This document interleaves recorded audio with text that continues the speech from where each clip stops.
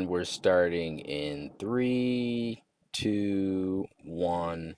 Welcome back to Epstein Files Review, episode 72. As always, this is an 18 and up channel, so if you're under the age of 18, we're going to have to ask you to leave.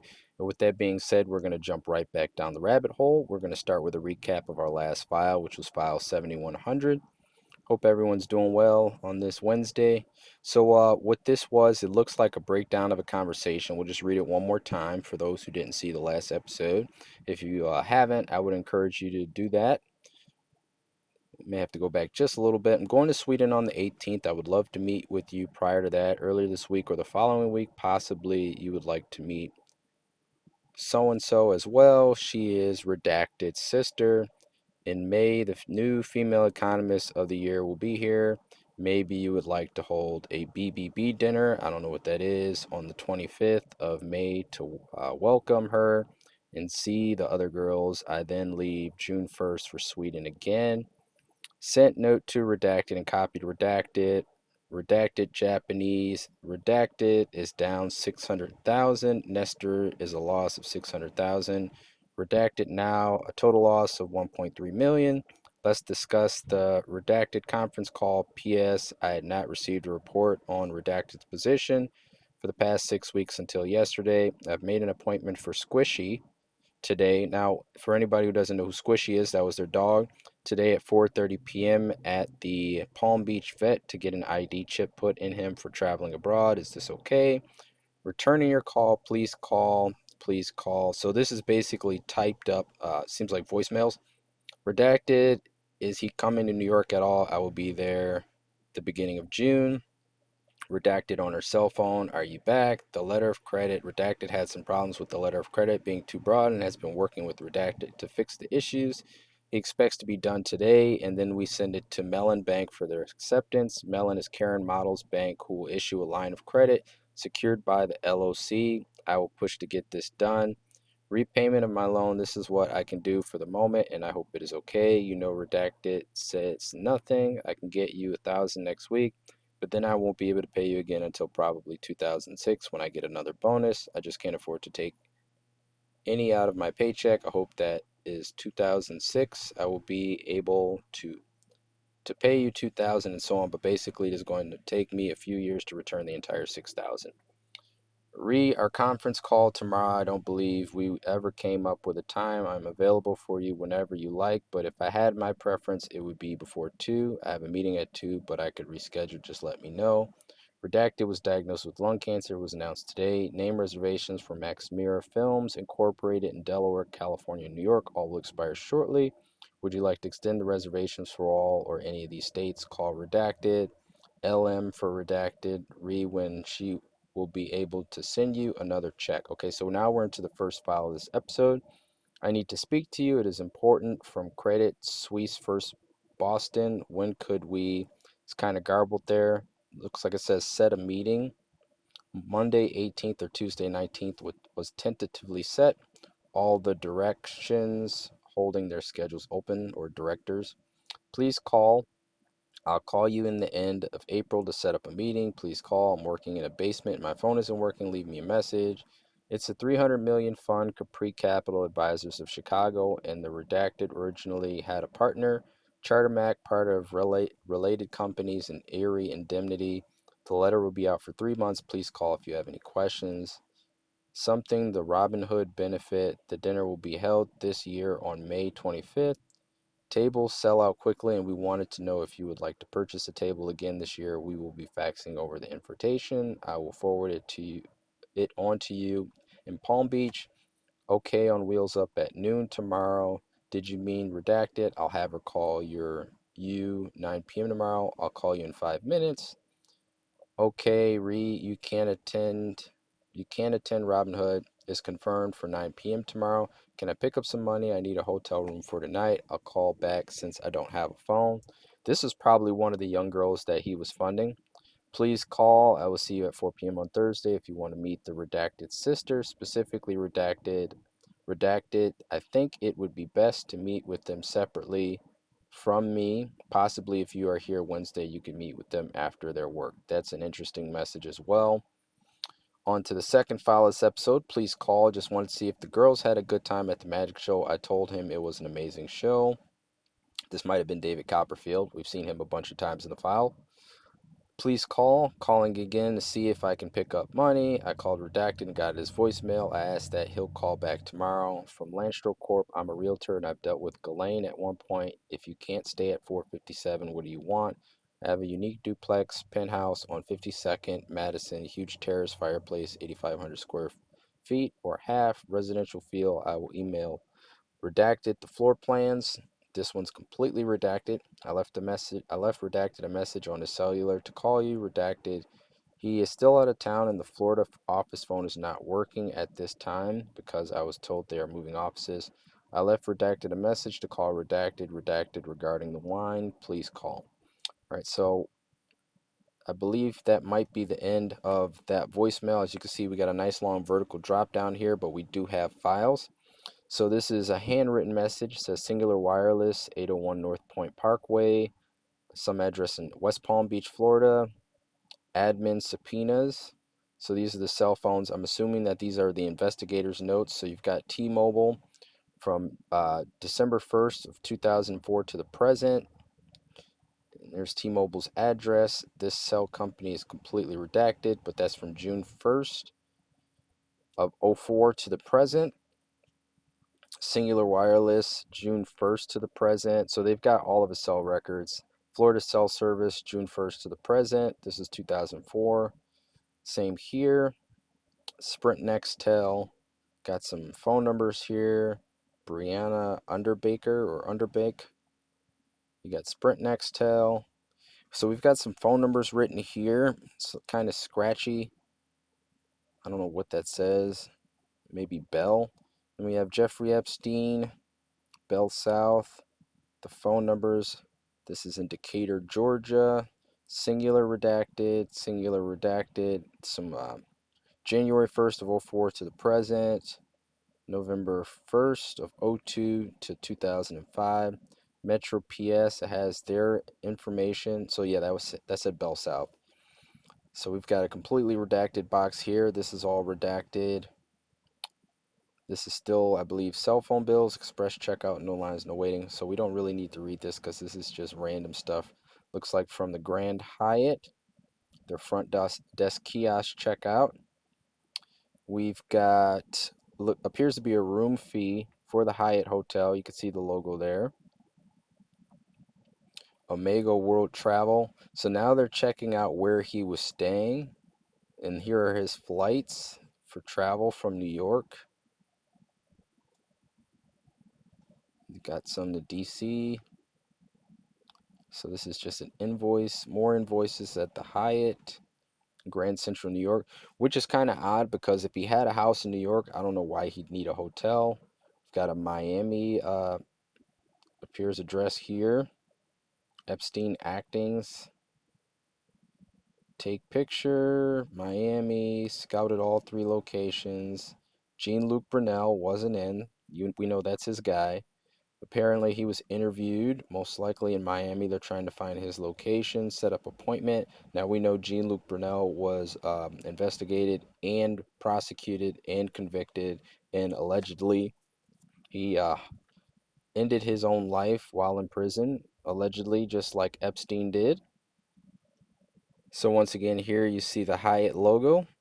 And now we have a form from the Federal Bureau of Investigations. It says routine. This was December 8th of 2008. International Operations, the Asia Unit from Canberra, Sydney office. So it looks like a bunch of offices are working together. Approved by redacted, drafted by redacted. Even the case ID is redacted. Title Jeffrey Epstein and Ghislaine Maxwell. Now, if there were other parties involved, I don't know why their names would be redacted. Perhaps maybe this was the lawyers. Child P. Lead set to Legat, Canberra, covered by the Sydney sub-office. Reference Miami EC directed Legat, Canberra to deliver the enclosed letter to Miss Redacted. On December 5th, 2008, Assistant Legal, Sydney Sub-Office delivered the letter to the Australian Federal Police and requested them to deliver The U.S. Attorney Office letter to Miss Redacted. Legat Canberry considers lead 174 covered. This is redacted as well. I don't know if this is their signature. To international operations from Canberra, so this would be Australia. All receiving offices read and clear. Set lead 1.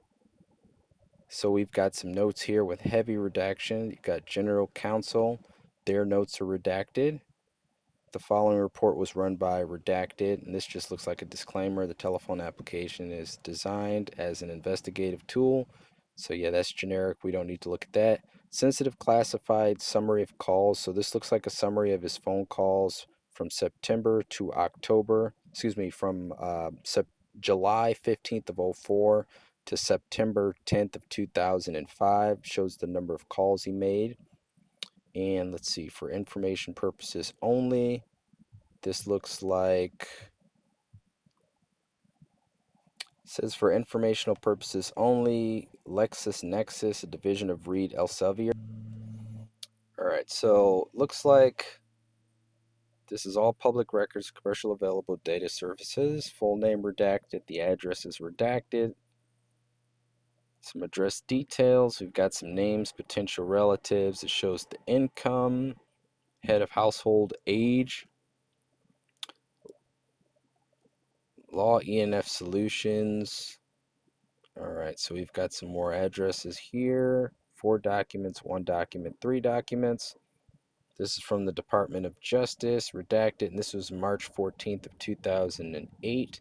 Federal Bureau of Investigations, New York, New York. Dear Miss Redacted, your name has been reported to the U.S. District Court for the Southern District of Florida as a person who has been given access to material of grand jury redacted in regards to investigative matter Operation Leap Year. The disclosure has been and will be made to you because it is deemed necessary by an attorney for the government to assist the attorney for the government in the performance of such attorney's duties to enforce federal criminal law.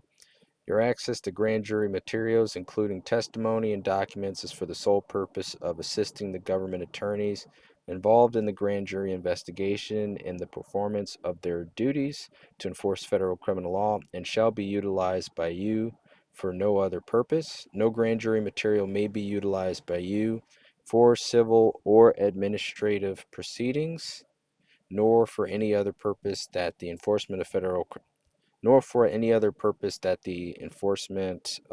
criminal law. This seems like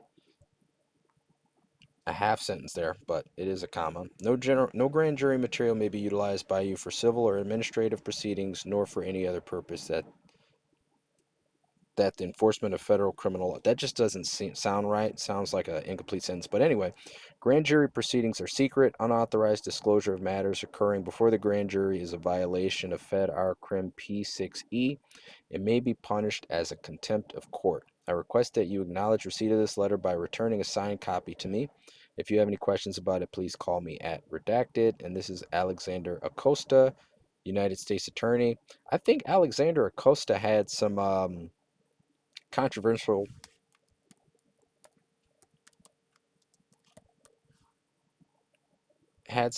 controversial things happen with him.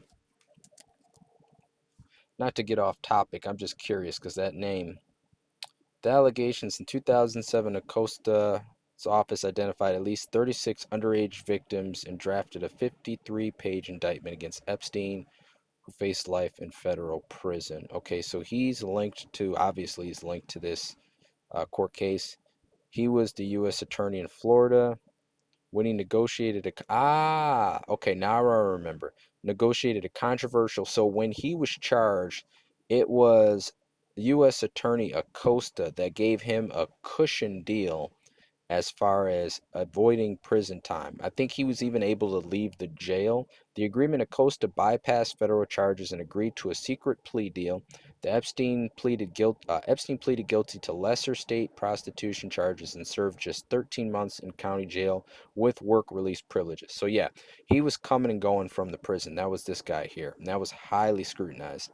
All right, so moving forward, U.S. Department of Justice, U.S. Attorney, Southern District of Florida, March 14th, 2008. This looks like a copy of the letter we just read. Did they put it in here twice? Yeah, they did. Okay, so it's the same letter. I don't know, and this took up 2 separate files. It's literally, unless it's addressed to a different person, but it's literally the exact same thing. So we'll move forward. All right, this is the cover sheet. This was May 15th of 2007.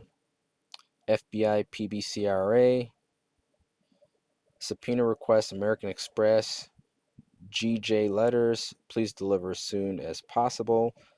The name of the person who originated, I don't want to say this document, the originator's name is redacted as well as phone number. Please call me when ready and I will make arrangements to pick them up. Thank you, redacted. We got American Express here. Subpoena should read as the other credit card GJ subpoena. So basically, they want to see what he's spending his money on. Please incorporate the following statement. Any and all records, whether held jointly or individually for the entity associated with redacted and or the following names redacted. So everybody's name is redacted except for Jeffrey's. They need statements from January 1st of 2004 to 2006, so 2 years worth. Please ensure the below listed individuals are on the grand jury list and or include them. Call me when the letters are ready and I will distribute them. And these are all of the entities. They're all FBI. So we've got some FedEx air bills sent to West Palm Beach, company FBI, Omni Berkshire. I think this is a contact number, but it's all redacted. The Hilton Hotel, multiple redactions here. Rent, redacted. These are just random notes. I don't know if these are Jeffrey's notes. This one's entirely redacted. Just says mail, sector director, New York CAC squad. Here's the Grand Hyatt. So I'm assuming maybe they just snatched up notes. Avis, that's a car rental company. And they're just seeing what they could piece together. LaGuardia, the airport, Delta flight times, Grand Hyatt. You got the hotel there. Some prices. All of this stuff is redacted. Request for warrant. The defendant is redacted for some strange reason. Date of birth redacted. Palm Beach Police Department. 8 to 5. Arrest form. Affidavit. Witness evidence. Offense report. Previously given to ASA Bella Flaver. Criminal history. Property receipts. This was May 1st of, it looks like 2004, or maybe that's 2006. Can't really make out that number. This entire form is redacted. It's a Palm Beach Police Department form. Notice to appear. Palm Beach Police Department. And we have redaction. Certified mail from Miami. Certified mail. Jeffrey Epstein criminal investigation. Date of indictment July 19th of 2006. Dear Sir, Madam, pursuant to the Public Records Act, Chapter 119 of the Florida Statutes, I'm writing to request a copy of any and all evidence, documents, etc., including but not limited to papers and things listed on the attached property receipt attached as Exhibit A regarding the investigation of Jeffrey Epstein pertaining to the indictment by the Palm Beach County Grand Jury issued on July 19th of 2006. This request includes copies of every document related to the above matter, regardless of the format in which the information was stored, or whether it is currently in your possession or in storage. If you refuse to provide this information, Chapter 119 of the Florida Statutes requires you to advise me in writing and indicate the applicable exemption to the Public Records Act. Also, please state with particularity the reasons for your decision as required by Section 119.07. If the exemptions are claiming only applies if the exemptions you are claiming only applies to a portion of the records, please delete that portion and provide photocopies of the remainder of the records according to Section 119.07. I reserve the right to appeal your decision to withhold any information. So this looks like Rick Law here. It's a law form. September 4th, 2008, page 2 of 2. I would appreciate man, the writing on these legal documents is crazy. It should say, I would appreciate it if you would provide this information to me as required by statute by no later than September 15th, 2008. If you have any questions or need additional information to expedite this request, please call me. Very truly yours, redacted paralegal. You would think a legal document would be proofread, but anyway, here is the police report. So here's Jeffrey Epstein. He's the subject that has his address here. And this would show we've seen this format before. So it basically details everything that they've got. So it says phone message book. I guess they found it in the kitchen. Another phone message book, office of off kitchen, file folder messages with 2 or more files, shredded papers. So they even grabbed the shredded stuff. Orange to the folder marked marriage. You see items 2 to 5 from office off kitchen, massage table, another massage table, framed photo of nude girl, pictures in frame. Can't really read that. From yellow blue room off kitchen, photos from office. Photos, lots of photos here. You see, I redacted the office by whom this redacted. Do swear that the above inventory contains a true and detailed, all redacted, the authority of this warrant, sworn to and subscribed for me this 21st day of October of 2005. These are all property receipts. So VHS tapes, CDs, photos framed, message books, 1, 2, CDs from desk, DVDs from desk, photos from desk, framed photos from desk, framed photos from, looks like, table, soap on a rope, okay, torpedo. This might have been that one sex toy looking thing that we saw a couple files ago. Something on a rope, middle bedroom, something framed picture from foyer. So they did a lot of these property receipts. It shows they took a lot of stuff. Transcript, Joy Jolly, master bedroom, videotape, Sex in the City, I Love Lesbians 4. That's what it says. Uh, Eden, redacted, framed photos from men's bathroom, green massage table, thrifty rental agreement, note from redacted, CDs from office of kitchen, zip CDs from bookcase, 8mm videotapes from, can't really read that, compact flashcards from bookcase, flashcard from camera, zip CDs, CDs from bookcase.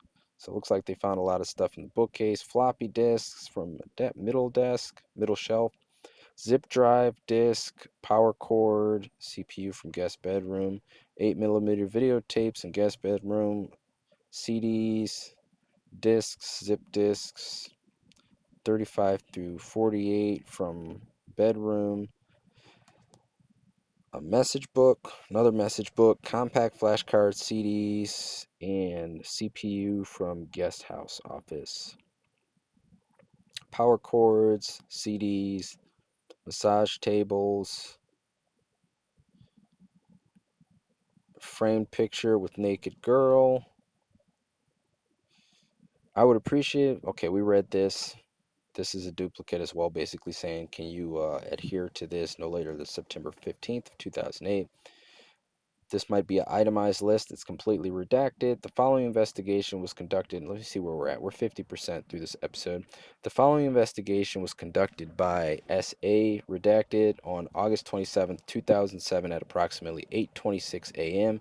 This writer received a telephone call from SA. SA, redacted, advised she had just been notified that Jeffrey Epstein's private plane bearing tail number N909JE was due to take off from St. Thomas Airport, Cyril E. King Airport within the next 5 minutes. This writer advised SA he would make some phone calls to see if he could have the flight delayed while he responded to the airport. At approximately 8:27 a.m., this writer then contacted redacted Federal Security Director, U.S. Department of Homeland Security, United States Virgin Islands. This writer asked if there was any way to delay a flight from taking off due to the possibility of that flight bearing targets of interest in a criminal investigation.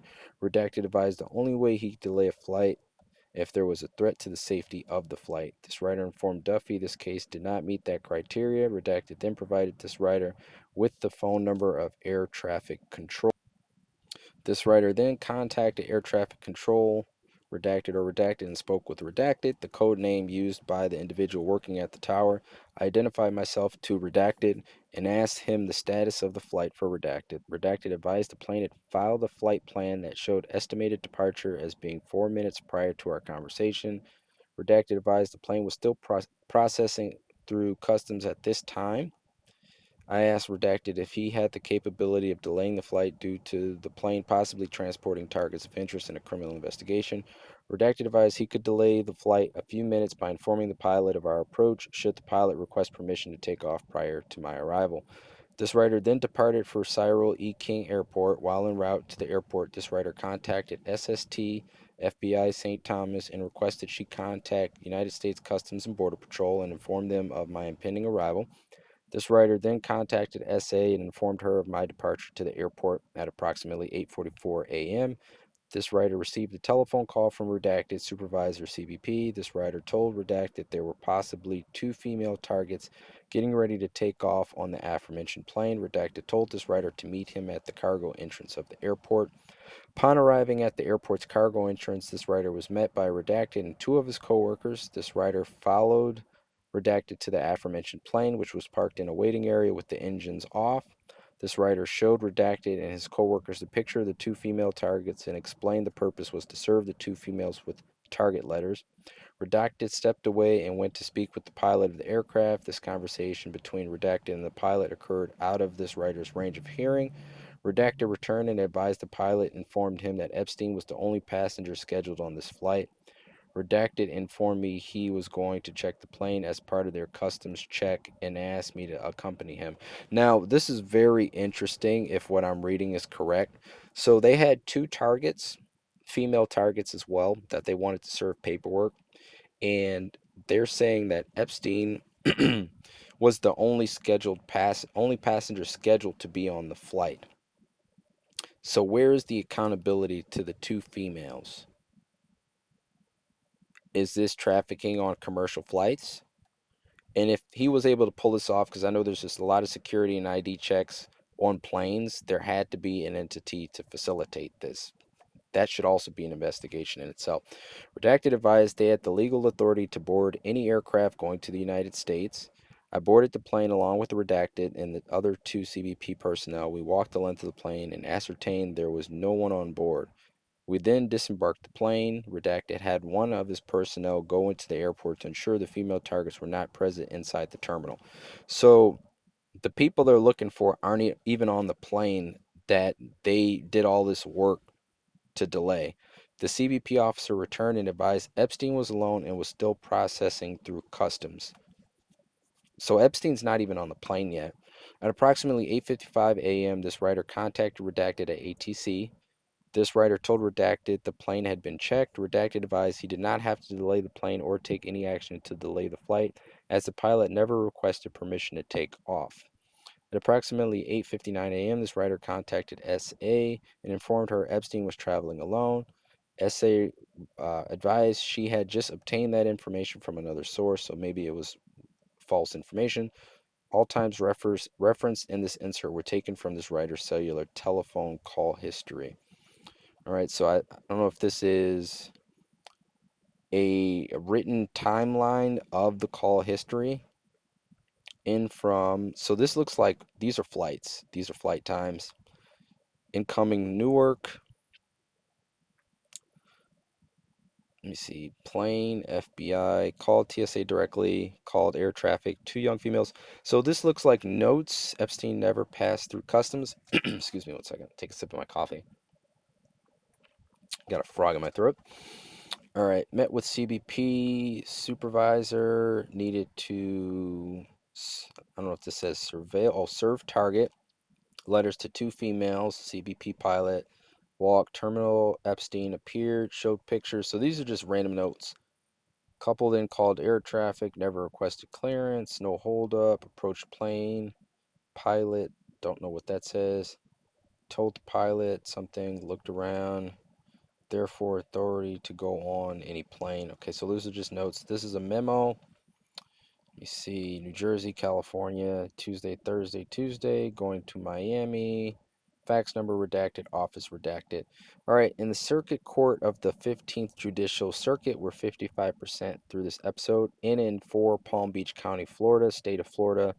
Case number 08CF009381AXXXMB.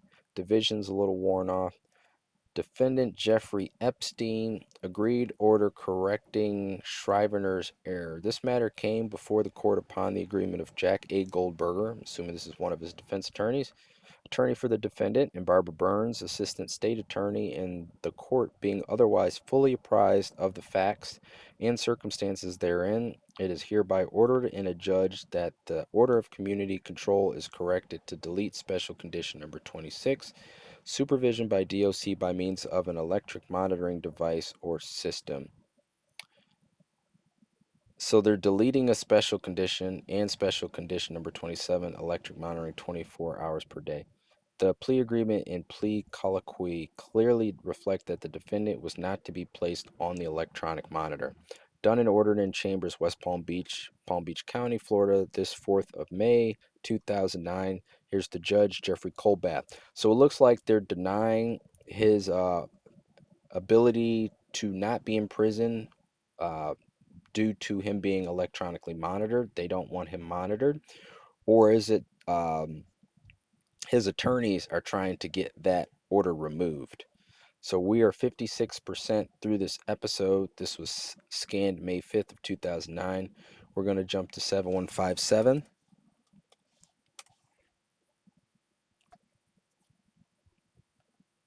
and see what we've got here. Finally, some good files, right? All right, so we got the Palm Beach Police Department incident report. And this was dated, occurred from date January 27th, 05. Report date was March 14th of 2005. Single family residence, Palm Beach. This was Epstein's address, 358 El Brillo Way, Palm Beach, Florida. And let me see, we've got some vehicle information here, even though there's no information, just the case number. And we've got female, person reporting the information is a female, and the suspect is also a female. So this might be the two females that they were looking for, that they were trying to serve on the plane. Still suspect, personal assistant of Epstein. So they're going for a staff at this point. I did say earlier they should be questioning the staff. I did recently see a report in the news when they did have Epstein's personal assistant actually on the stand testifying. And of course, she swore up and down that she knew nothing about Epstein's activities. Of course, why would she? Let me see. We have someone 52. This is a male, still suspect. So maybe this is Epstein, perhaps. I don't know what his age was at this particular time. Okay, we have someone who's a student here and a juvenile listed as victim number 1. We've got victim number 2 here. And so there's really no real information on victim number 2. They don't put their weight, they don't put their height. There's 3 victims here. All their information is redacted as far as their phone number. It just puts they're a juvenile, doesn't put their height or weight, which I guess is understandable. 4 victims, 5 victims. Victim type is an adult here, but all their information is redacted. Victim number 6, victim number 7, victim number 8. So there's a lot of accounts here. 9, 10, 11, 12, 13. I mean, the victim list just goes on and on and on. All right, so we're up to victim number 17. I don't know if these are the same victims or if this is a duplicate. We're going to try to compare it. So the first victim here, this is dated July 25th at 8:47. So we'll go back up to the first one. Victim number 1 doesn't really, okay, July 25th at 8:47. Okay, so yeah, these may be duplicates. So let me just jump back down to where we were. Okay, this is where we were. So we are going to skim through these as well because these are all, actually no, these aren't victims here. So we need to read this because those are said victims. This is person information, other person. But once again, it's redacted. We've got students. We've got a male here. And all of their information, birth date, height, everything is redacted. Student in Wellington. We know he was recruiting at the schools. So it looks like they got plenty of information. Reported by, entered by. All we get is the date. This is September 20th of 2005. We're 66% through this episode. So on March 14th, 2005, I received a call from a woman who did not wish to identify herself, later identified as redacted. She stated that her 14-year-old stepdaughter, later identified as redacted, possibly may have been redacted in Palm Beach by a wealthy man. According to Redacted, she learned of the possible redacted by a third party. She explained that she had received a call from the mother of her stepdaughter's friend. The mother claimed to have overheard a conversation between her daughter and a male friend. They were talking about Redacted. The conversation was about how Redacted had met with a 45-year-old man and had, you know what, with him and was paid for it. I advised Redacted I would like to meet with her to obtain a more detailed statement and facts. Redacted stated she did not know what to do and had to discuss the matter with her husband. At this point, Redacted did not provide me with a callback number or any other information. She stated that she would contact me once she had spoken with her husband and Redacted's mother. On March 14th, 2005, received a call from Redacted. They stated it was all right to speak with their daughter, Redacted via cell phone, and Redacted, her mother, Redacted, had been made aware of the case. They agreed to meet me at the police department later this date. On March 14th, 2005, Mr. Redacted accompanied his wife, Redacted, came to the Palm Beach Police Department where they advised me that they believe their 14-year-old daughter may have had some type of relationship with an older male who resided in Palm Beach. Neither knew the suspect's name or address. Both stated that their daughter did not talk to them about the incident, nor would she admit to it. Redacted identified his daughter as Redacted, date of birth redacted, resides with her biological mother, Redacted. So even the victims are trying to cover for this guy. Let me see. Her sister, Redacted, resides with Mr. Redacted. Both Redacted and Redacted are currently attending Redacted School, which is a Redacted. The Redacted also coordinates with the families to provide one-on-one as well as family counseling. According to Mrs. Redacted, she believes the incident occurred on Sunday, February 6, 2005. A friend of Redacted named Redacted picked her up at their house and left. They believe Redacted initiated the relationship with the older gentleman, though they do not have any proof. Redacted, so the girl was probably recruited.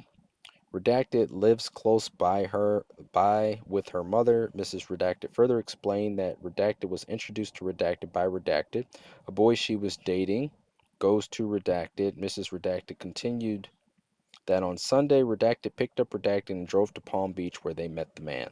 Supposedly, the man has a lot of money and often has young girls come over to his house. Redacted offers these girls a way to make fast cash. The man starts with a massage. If he likes them, he keeps them around and does more. The Redacted did not have any information on Redacted other than she lives on Redacted. The Redacted, Mrs. Redacted talked of a conversation that she had with Redacted. Redacted, the mother of Redacted, a former friend of Redacted. She found it strange that they were no longer friends until she received a call from her mother telling her of the conversation she overheard between Redacted and a boy named Redacted.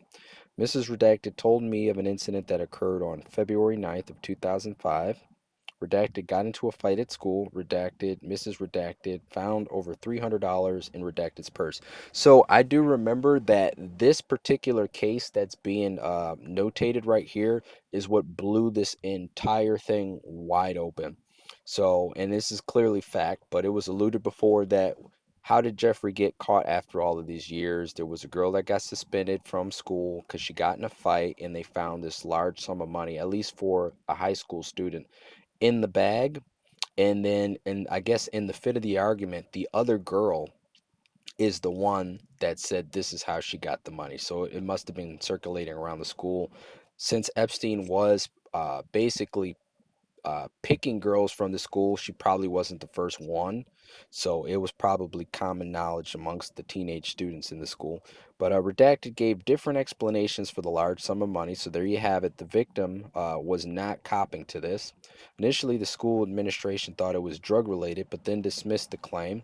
Since that day, Redacted did not return to school. She ran away Thursday, February 10th, or Friday, February 11th, and then returned to her mother's house later that night after midnight. It was not until after Redacted received the call from Redacted's mother, Redacted that she learned Redacted was the girl that got into the fight with Redacted.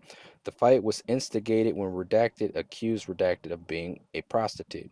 So yeah, the fight was over basically the other student knowing exactly what she was doing. Redacted, who has legal joint custody of his daughter, Redacted, signed the affidavit of prosecution indicating he wished to prosecute against the inappropriate behavior with his 14-year-old daughter. Mr. Redacted stated that he had no objections with our agency speaking with his daughter about the incident. Mr. Redacted stated that Redacted's mother is aware of the allegation and also was willing to cooperate. According to Mrs. Redacted, she does not believe her daughter had any additional contact with the suspect as she was with her mother and then placed into Redacted. We are 68% through this episode. I contacted the school board police who provided me the information for Redacted, also known as Redacted, West Palm Beach, Florida. Checking the school board records for Redacted and Redacted, there was no disciplinary record found. I was advised if no disciplinary action was taken for a fight, such as an expulsion or detention, the incident may not have been recorded. This was at the discretion of the individual school security and principal. So even the school is brushing out. I think it's ridiculous that they have a fight in the school that pertains to child trafficking, and because they didn't want to deal with it, they just didn't do any disciplinary action in regard to the incident so they wouldn't have to deal with it. That is unbelievable. Somebody should probably question the school and the principal and the school security, because if they received information a crime has been committed, they are obligated to report it. So March 15th, 2005, I called the Palm Beach County Sheriff's Office and left a message for Palm Beach Supervisor Sergeant Redacted Child Abuse Unit. March 15th, 2005, I went to Redacted where I met with white female Redacted. Also present was Redacted therapist. During an audio taped interview, I spoke with Redacted about the allegations that were made. Redacted initially denied anything had happened, only admitting to going with Redacted, later identified as Redacted, to Palm Beach to pick up money. Redacted was owed. Redacted identified Redacted as the Redacted of her former Redacted. She ultimately admitted to knowing that Redacted worked for a wealthy man and possibly did sexual favors for him. She also admitted that Redacted had offered her an opportunity to make money. Redacted identified Redacted's boss as a white male named Jeff who lived in Palm Beach, later positively identified as Jeffrey Epstein. Redacted explained that she was first approached by Redacted to go with her to Jeff's house. When they were at Redacted's house, according to Redacted, she was not sure exactly what was going on with Redacted, but agreed to go with her. Redacted's boyfriend became angry when he heard Redacted inviting Redacted to accompany her. Redacted believed it was to pick up money the man owed Redacted. Stated Redacted told her that she would pick her up at her house on Sunday. Redacted was not sure of the exact dates, but knew it was a Sunday. According to Redacted, along with an unknown, possibly Redacted female, picked her up at her father's house on Redacted. Redacted told her father that they were going shopping. It's later confirmed by Redacted that Redacted picked his daughter up. According to Mr. Redacted, drove a Redacted.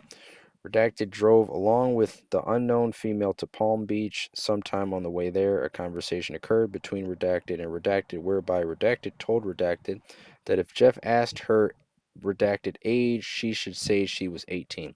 So they have a whole system set up here where they're basically covering for Jeffrey to make it seem like they're not minors.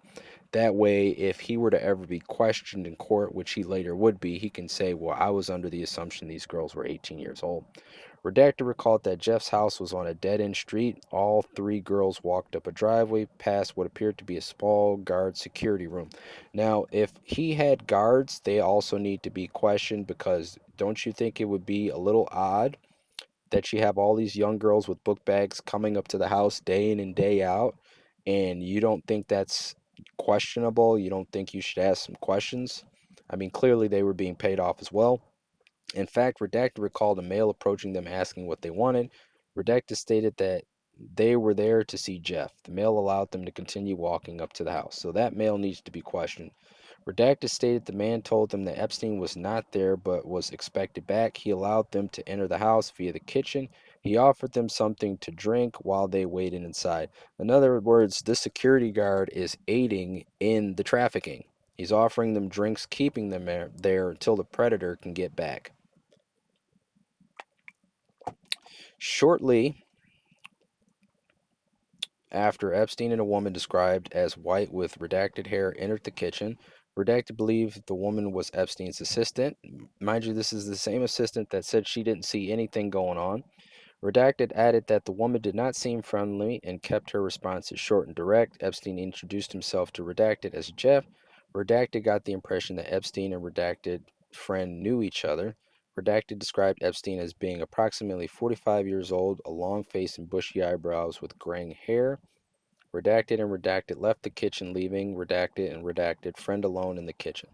They returned a short time later. They all spoke briefly in the kitchen. While speaking to me, Redacted became upset and started to cry. Redacted stated the woman instructed her to follow her upstairs, which she did. According to Redacted, the woman led her to a room that had a massage table in it. The woman started to fix up the room, putting the covers on the table and taking lotions out. So all of these people are basically facilitating this abuse. Okay, that means the security guard that let them in facilitated. He got them drinks, facilitation. The assistant facilitated. The friends that brought her there and then left facilitated. And then the person setting up the room for the assault also facilitated. I've just named 5 to 6 people that should be in prison just from this paragraph alone. So anyway, the woman left the room, and soon after, Epstein walked in. Well, we're at the lotions part. She then told Redacted that Epstein would be up in a second. The woman left the room, so they're treating these young girls like prostitutes. And soon after, Epstein walked in and told Redacted to take her off her clothes. As Redacted was telling me what had happened, she looked away from me and with a pointed finger repeatedly pressed it into her thigh. Redacted stated he was stern when he told her to take off her clothes. Redacted said she did not know what to do as she was the only one there because they left her there. Redacted. Shirt leaving her bra on. Epstein, dressed in a towel, told her to take off everything. Redacted stated she removed her pants, leaving her thong panties on. Epstein then instructed her to give him a massage, pointing to a specific lotion for her to use. Epstein laid on the table face down. As Redacted began to give Epstein the massage, he told her to get on his back. Redacted stated she straddled herself on Epstein's back. Redacted stated, and this is all Redacted, as Redacted was giving Epstein the massage, he turned around. Redacted later explained that Redacted stated she was disgusted by Epstein's actions but did not say anything. According to Redacted, Epstein told her that she had a really hot body. Epstein excused himself and went to the bathroom where she believed he pleasured himself. Epstein returned to the room and told Redacted that he was done and gave her $300. They went back downstairs where they met Redacted. Epstein said goodbye and they left. Redacted asked Redacted how did it go and asked what did she Redacted do. When Redacted told Redacted that Epstein asked for a massage, Redacted allegedly stated, I know. Letting you know that this has happened before and that she wasn't the first victim. I'm assuming, well, we're not going to assume, but we can come to the determination that with these girls bringing her there, then asking what happened, and then saying they know what happened, this isn't the first time they've been down this road. They were facilitating. Redacted stated that when they went shopping, allegedly, excuse me, that Redacted stated they then went shopping. So this is routine. Redacted stated Redacted also got paid, but that she did not know why, since she was confident that Redacted did not do anything. Well, the reason the other person got paid is because she was recruited by the other person. So the other teenager got paid to bring her there, and then she got paid for the services.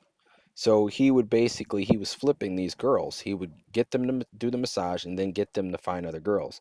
So I'm assuming his next plan would be the girl that just did the massage would be later on finding more people saying, "Hey, I did this and I received this amount of money." And then they would bring more people to Epstein's house. And this is how he was able to repeat this cycle of abuse. Redacted described Epstein's house as a two-story pink house with a Cadillac Escalade parked in the driveway. There were gates leading into the property from the kitchen. Redacted recalled walking up a flight of stairs lined with photographs to a room. Upon entering the room, there was a large bathroom to the right. We're 70% through this episode, by the way. Redacted recalled a hot pink and green sofa in the room. There was a door on each side of the sofa. Redacted recalled there being a mural of a naked woman in the room. So we can assume that even though we haven't seen the Palm Beach house, the layout is probably a lot like the New York home as well, because that's what he had in his New York house. So there was a door on each side of the sofa. Redacted recalled there being a mural of a naked woman in the room, as well as several photographs of naked women on a shelf. Redacted stated Epstein did not change in front of her, but did take off his towel, exposing himself. Redacted recalled Epstein being hairy, especially on his chest. Epstein also had a hairline that continued to his buttocks. Redacted admitted to seeing his member. I asked Redacted if she knew what being circumcised meant, and she stated no. Redacted then said that she thought Epstein was on steroids because he was a really built guy and his wee wee was very tiny. Redacted would explain that when she stated wee wee, she meant you know what. Redacted stated Epstein exposed himself when he took his towel off, placing it on the floor as he laid down on the table. Redacted said Epstein was specific in his instruction to her on how to massage, telling her to go clockwise, etc. Redacted recalled that Epstein got up from the table and went to the bathroom, where she heard him making what she believed to be sexual types of noises, moaning. He then returned to the room, where he again laid down on the table. Epstein then turned over and instructed Redacted to redact it. As she did this, Epstein continued to make moaning noises. Redacted resumed massaging his chest area. Redacted was now standing on the ground. Epstein turned to his side, and with the towel on the ground, Redacted stated Epstein Redacted, all redacted here, recalled Redacted to wipe himself as he got off the table. Redacted also recalled Epstein having a noticeable freckle on his chest. Epstein then left the room and Redacted got dressed. She went back downstairs, where she met Redacted and the unknown white female. Redacted admitted to getting paid $300 in cash from Epstein. Before they left, Epstein asked Redacted to leave her phone number. As they were leaving the house, Redacted asked Redacted what had happened and how much she was paid. Redacted stated Redacted seemed upset or jealous when she told her that she received $300. Redacted stated received only $200 that day. So this person lured this individual there and then was upset that they got $100 less. This just shows the mentality, but like I said, these are young children. Redacted stated that she believed Redacted was paid $200 for bringing her. Redacted told Redacted that if they do this every Saturday, they could be rich. Redacted agreed. They then went shopping, though she is not sure where, possibly at TJ Maxx or Marshall's. Redacted stated she never saw Redacted again, as she got into a fight at school. She had not spoken with Redacted either, as her mother took away her cell phone. Asked Redacted if she was aware of any video equipment while she was in the room. She stated no. Redacted stated she was afraid that Redacted would retaliate against her or her family if she ever went to the police regarding the incident. Redacted stated that her father's Redacted was recently redacted, admitting to telling Redacted what had happened with Epstein. According to Redacted, became angry and upset, punching a hole in the wall. Redacted guessed that it was Redacted who told Redacted about the incident, and now there were rumors in school about Redacted and what she did with Epstein. I then talked to Redacted about truth and lying. We talked about the color sweater she was wearing. Redacted denied having intercourse with Epstein. She denied touching his you know what. Redacted again admitted Redacted agreed to cooperating with the police department and placing a phone call to Redacted in a controlled setting. I met with Miss Redacted and advised her of the families as well as redacted willingness to cooperate with the investigation. Copies of this interview were placed into evidence. Made contact with Redacted's mother. Redacted, I advised her briefly of my investigation. She was aware of the incident and stated that she overheard a portion of a conversation that her daughter was having with a boy named Redacted. Redacted stated that it was her opinion that both girls liked Redacted. Redacted recalled hearing her daughter calling Redacted a you know what. Redacted admitted that she did not listen to the entire conversation but did confront her daughter about it later. Redacted told her mother that something to the effect that Redacted had slept with an older man for money. Redacted stated that she would not object to me speaking with her daughter. It was Redacted's belief that everyone in the school may have known about this because of the fight that her daughter Redacted and Redacted had gotten into. So it shows here they've recovered men and, excuse me, they recruited men and women. I can't even say men and women, boys and girls in this ring, and everybody's getting paid from it. A reminder Redacted that this was an ongoing investigation and requested she not discuss the fact that I had contacted her, and she agreed. On March 16th, 2005, Sergeant Redacted left a message that he was returning my call. I spoke with Redacted and discussed the case with him and inquired if he had any open allegations or cases where the suspect resided in Palm Beach. Redacted stated he was unaware of any. Redacted offered any assistance if needed. Redacted stated it was his experience that due to the age of the parties involved, it would be difficult to interview them and expect the investigation to remain confidential. Because of the time delay, there was no need for the victim to be taken to a medical facility for a physical for the purpose of obtaining evidence. So basically, a period of time had already passed for them to do any kind of kit. So they just had to go off of the testimony and the story of the young girls. On March 17th, 2005, I queried Jeffrey Epstein on the internet and obtained a photo of Epstein to be used in a photo lineup. I met with Redacted, at which time she viewed the photo lineup. She immediately recognized Epstein and pointed to him, position number 5. Redacted signed the photo lineup under Epstein's picture. This signed lineup was placed into evidence. So we've seen the cars before, the six packs, where we had the signatures in the circles around Epstein. These are probably the six packs they're referring to. On March 18, 2005, I met with Redacted at her residence for the purpose of placing a controlled call to Redacted. Redacted spoke with Redacted and asked if she could arrange another meeting with Jeff. Redacted stated that she would have to call him and make the arrangements. A copy of this conversation was placed into evidence. March 19, 2005, I spoke with Redacted and Redacted and was advised that Redacted left the state to visit with her aunt and uncle. Redacted is scheduled to return to Florida on March 27th of 2005. March 21st, 2005, I coordinated with a Palm Beach BSF unit and OCVAN to initiate surveillance. So they're initiating surveillance on Jeffrey Epstein's house. This is a pretty smart move. I'm assuming the reason that they were trying to do that is they were going to catch him red-handed with young high school girls going to his house, and at that point, he would not be able to deny it. So March 21st, 2005, coordinated with Detective Redacted regarding trash pulls from the house 358 El Brio. On this same date, I called Redacted to schedule an appointment to speak with Redacted. She stated the school guidance counselor was reluctant to have police presence at the school. I assured her that I would respond to the school in civilian clothes and an unmarked vehicle. Redacted called me back and advised that I did not need to make an appointment to see Redacted. I received a return phone call from Redacted stating that Redacted would be attending the Redacted with Redacted. I received messages from Redacted. I conducted a computer query on Epstein. The results of this query indicated the most recent driver's license on file for Epstein was for the state of Florida, which had expired.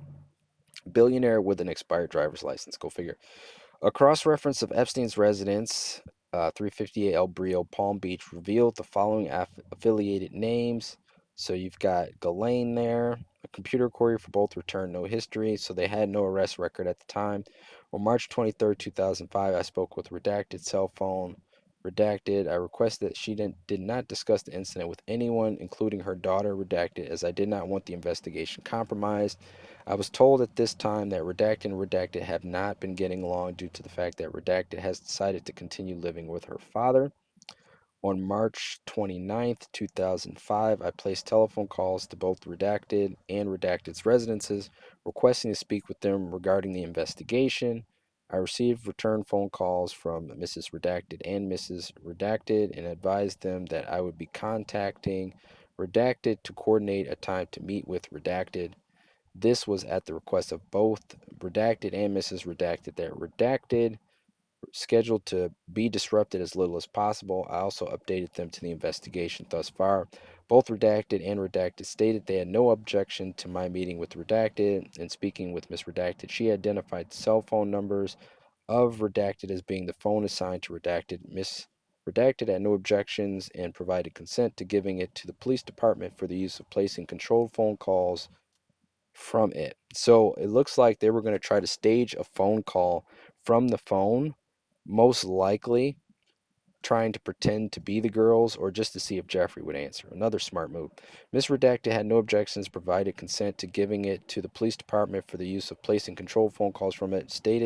Redacted stated the phone had been taken away from Redacted as part of her punishment for not doing well in school. According to Redacted, used to be an excellent student, but in the past 2 months has become irritable, verbally abusive to the family, and has run away. Redacted stated that her daughter's is recent behavior is the opposite of what she normally is. Stated they are going through Redacted with the school, but none of this had come up. Arrangements were made for Detective Redacted to retrieve the cell phone from Redacted at her place of employment.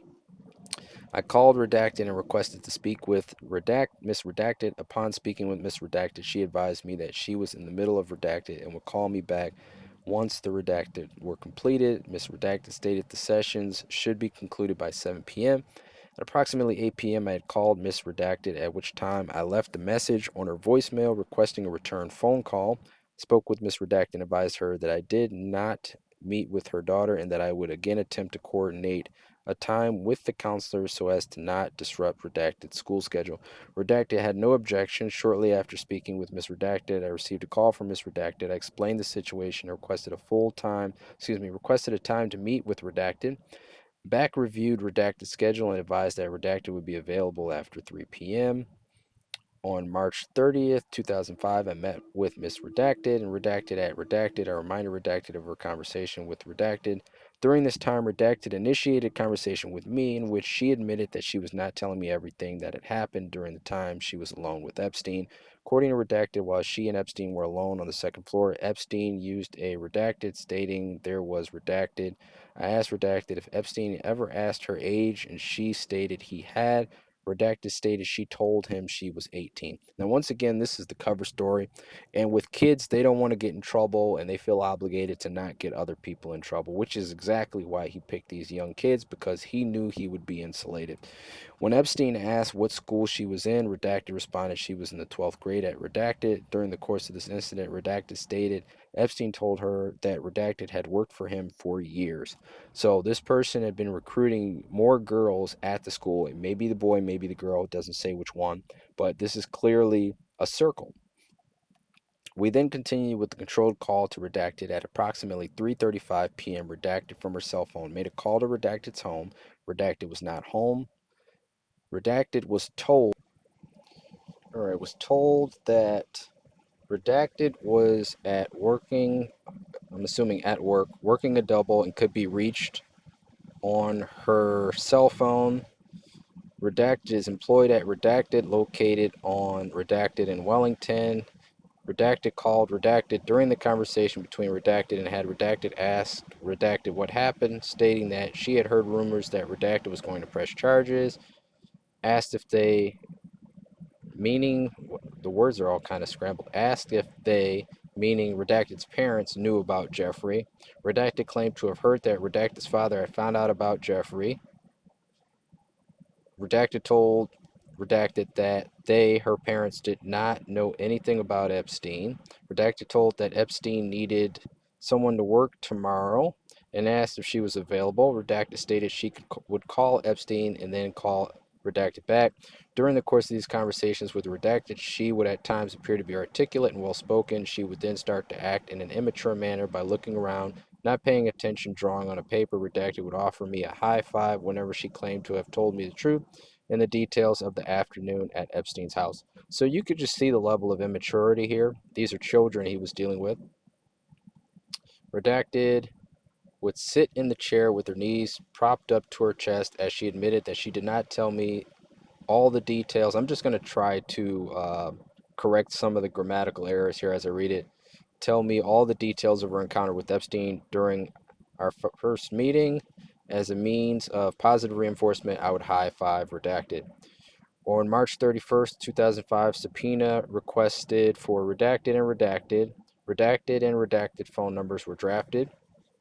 On April 1st, 2005, I met with members of PB BSF unit for the purpose of conducting surveillance on 358 El Brio, that would be Epstein's address, cross-reference supplement. On April 1st, 2005, I met with Detective Redacted of the Palm Beach Police Department, who provided me a copy of the concealed weapons permit for Mr. Epstein. It revealed Epstein had a valid permit. There was no current photo attached to the renewal notice.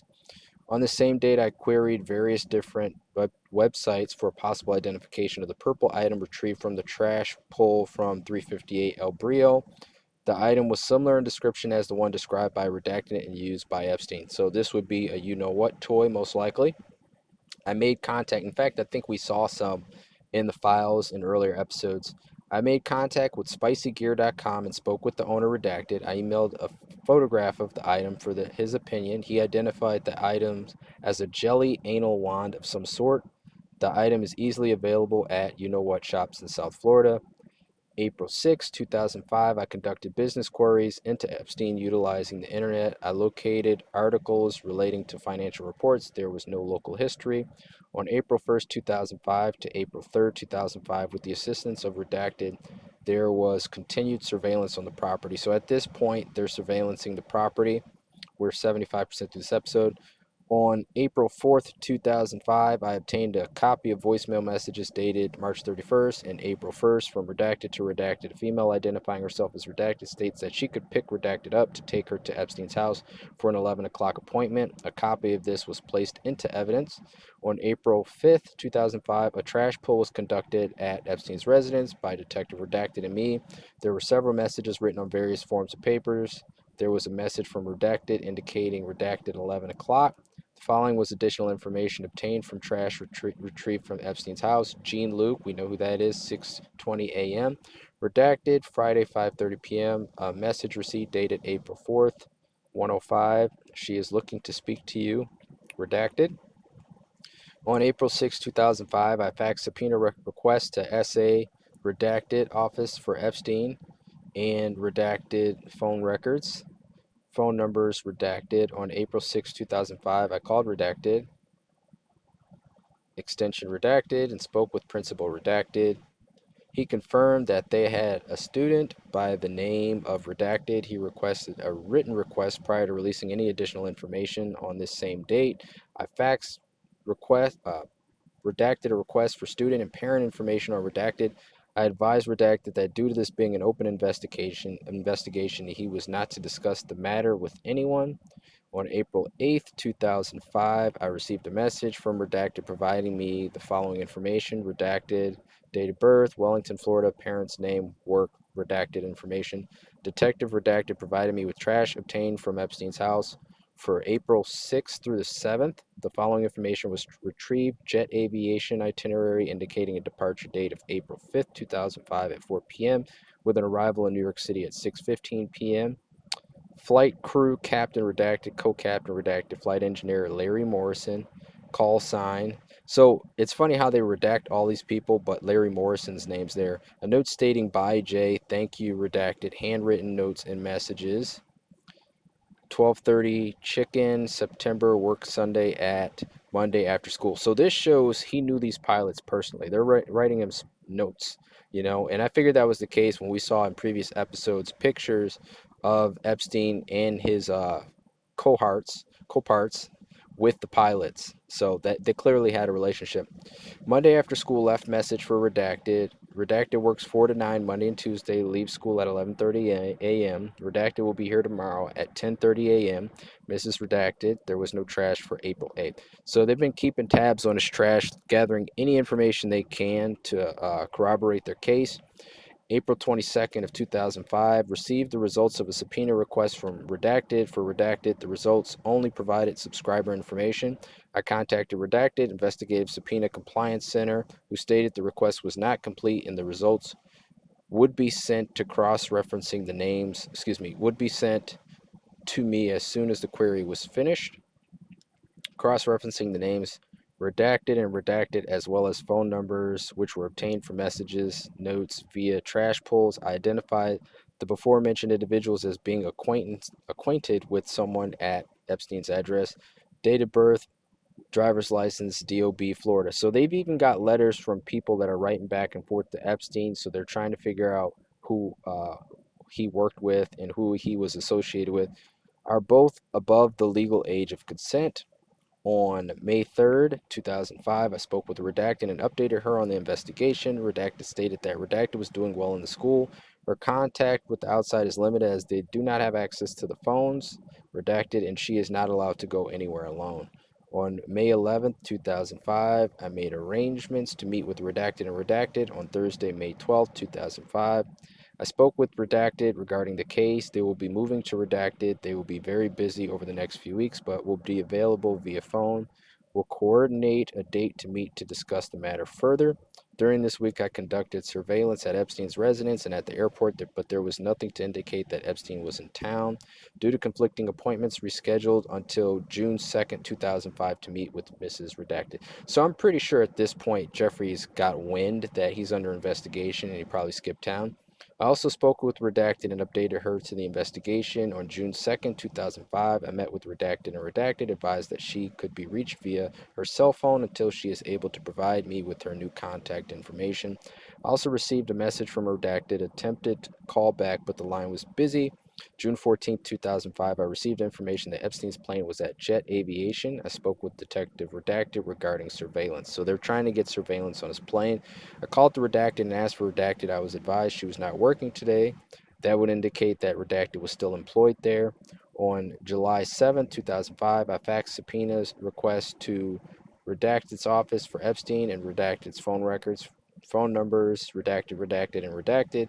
The original subpoena requests only provided subscriber and billing information. So they're trying to get the actual phone records here, and we spent several episodes on phone records. We don't even need to touch that. On July 20th, 2005, conducted a trash pull arranged by Officer Redacted. Inside there were miscellaneous papers with phone numbers and names. There were miscellaneous female hygiene products in the trash based on a prior auto track report done on Epstein's house. A possible subject residing at the residence is redacted. Fit this description provided by officers who had conducted surveillance in the area of a female seen entering and leaving the residence. On July 21st, 2005, I received the redacted dated July 18th, 2005, which was clerked by ASO. On July 26, 2005, I received the results of redacted subpoena. On August 4th, 2005, I received redacted from redacted with the results of the query. I spoke with redacted, who confirmed that redacted was still living out of state. It appeared that all was going well. I left a message for redacted at redacted. On August 8th, 2005, I received the results of redacted subpoena. During the week of September 8th, 2005, I checked so much redactions, I almost accidentally threw one in there. I checked Epstein's house and the Palm Beach International Airport, but there was no direct indication that Epstein was in town. So they're looking for Epstein in the physical. They have yet to find him. On September 8th, 2005, I received the case notes of this file as the case will be turned over to Detective Redacted. On September 11, 2005, while on patrol, I conducted a check at Epstein's residence and found that it still had the hurricane shutters on. On a drive by the Palm Beach International Airport later that afternoon, I did not observe Epstein's plane. On September 14, 2005, I conducted a check at the Palm Beach International Airport, but did not see Epstein's plane. So they put the same sentence twice.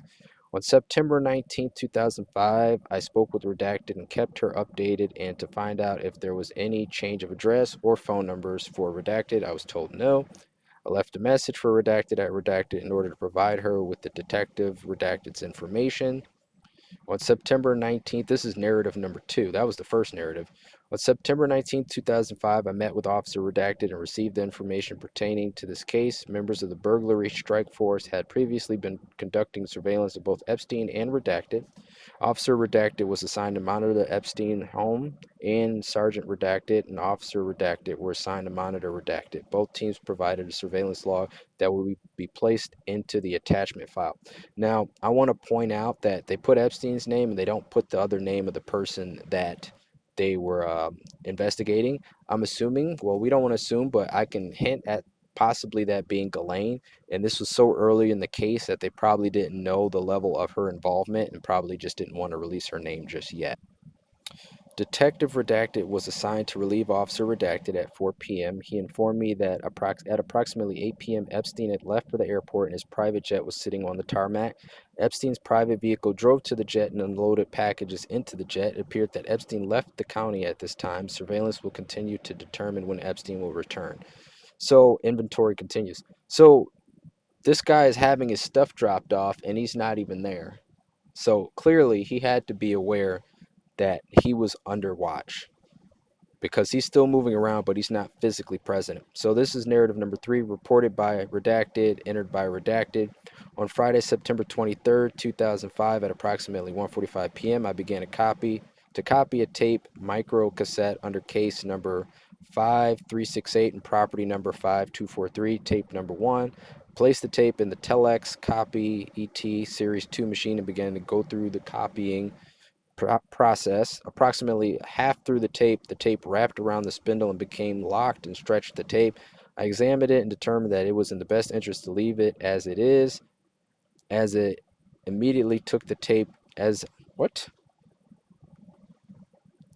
As a prior copy had been made and turned over to Sergeant Redacted, I immediately took the tape to Sergeant Redacted and allowed him to examine it and then obtained the copy from him and Detective Redacted and brought that copy of the tape down and made a copy for him based on that.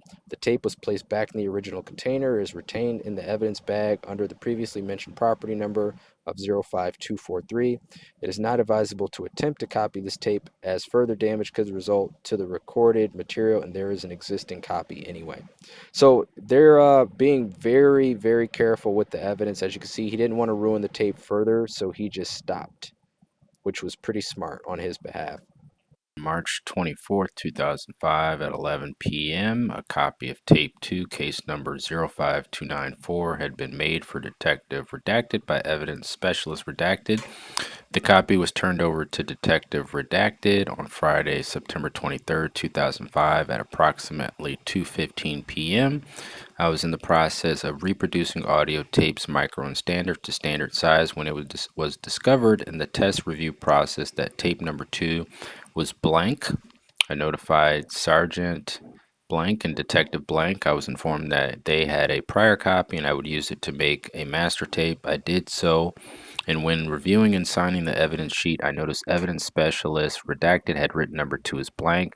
I obtained that copy from Detective Blank and made a new copy on a standard size tape. The new copy was placed in the evidence bag under property number 05294 with the blank tape. So as you can see, they're very thorough with how they handled that. Copies of the tapes that were submitted into evidence were requested. Additionally, trash pulls were started on September 21st, 2005.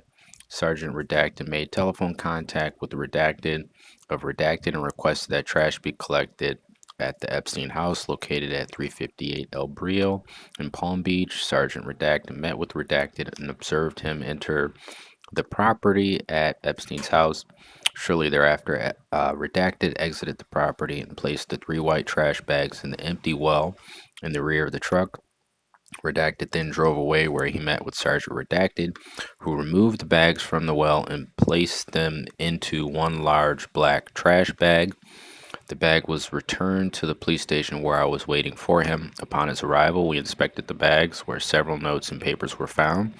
These notes contain names of girls with times. Additionally, there was a note from Redacted and Redacted to Jeffrey Epstein on a notepad, which stated for a good time, call Redacted and Redacted at Redacted. Also, there was another telephone number on the note. Redacted also found was a written note which stated Redacted cannot come at 7 p.m. tomorrow because of Redacted. These items were written on notepads that contained Jeffrey Epstein on the bottom of the notes. These items were placed into evidence for future follow-up. I requested subpoenas for subscriber information on the telephone numbers listed above on the note from redacted and redacted. The cellular telephones redacted and redacted are both assigned to singular cellular service.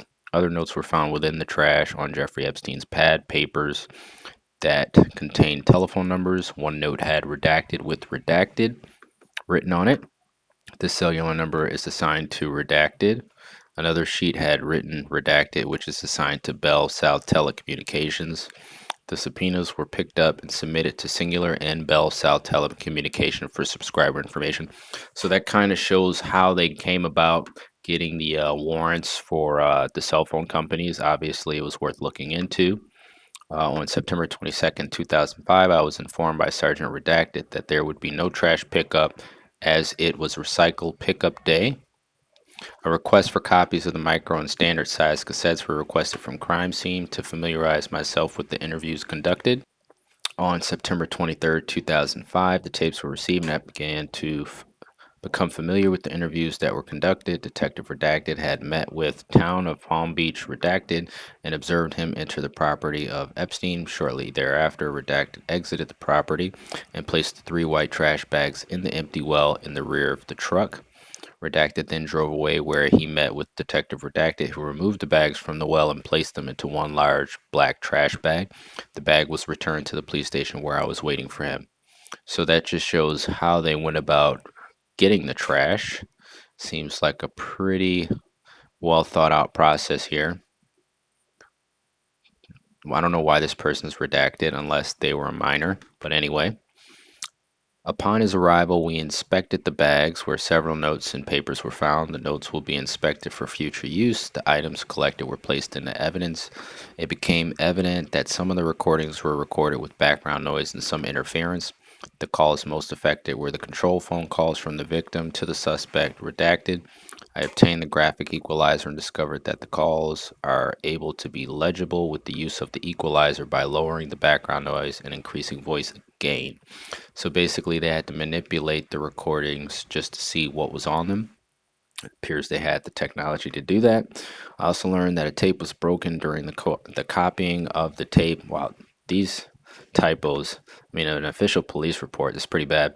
I returned the copy of the tape marked property number 05243 to have it recopied, to have an original in evidence in a working copy with the file. Upon researching the file, it was discovered that the suspect redacted cellular calls were subpoenaed incorrectly. The suspect telephone number was redacted, and the original request was for redacted. I requested the information through Singular Cellular Service from February 2005 through the present. The purpose was to have a record of redacted making calls to victim Jeffrey Epstein and the frequency of calls. The request was submitted to the state attorney's office. Investigation continues. This is narrative number 6. We're 81% through this episode.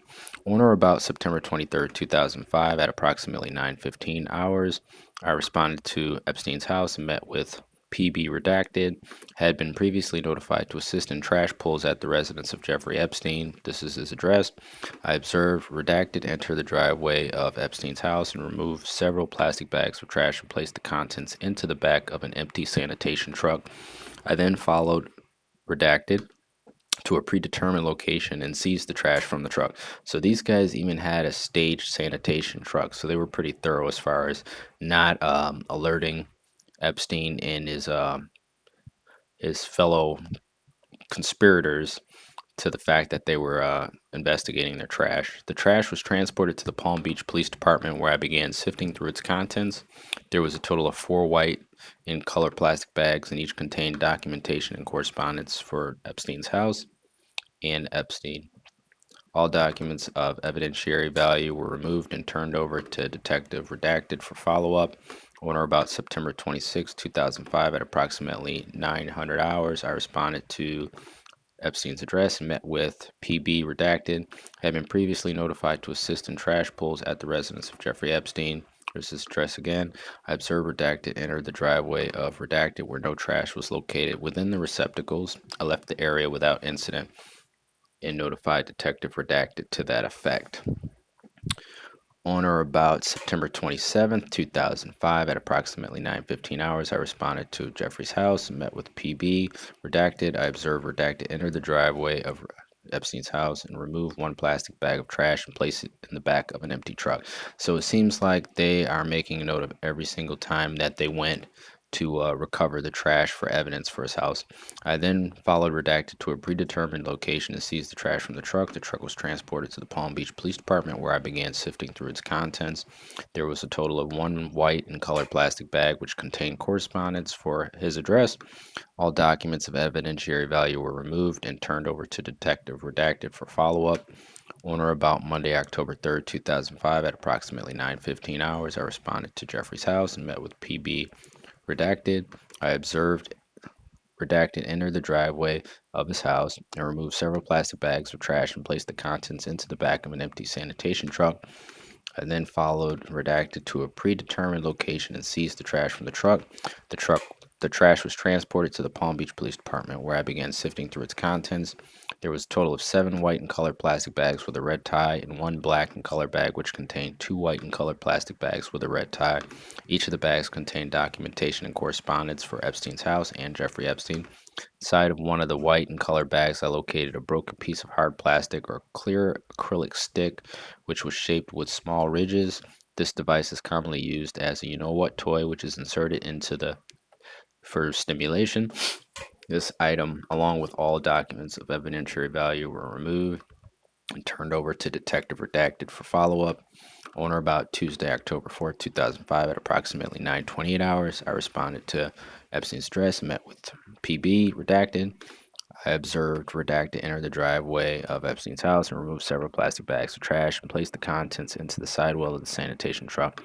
This side of the truck is separate from the rear of the truck and does not come into contact with other trash.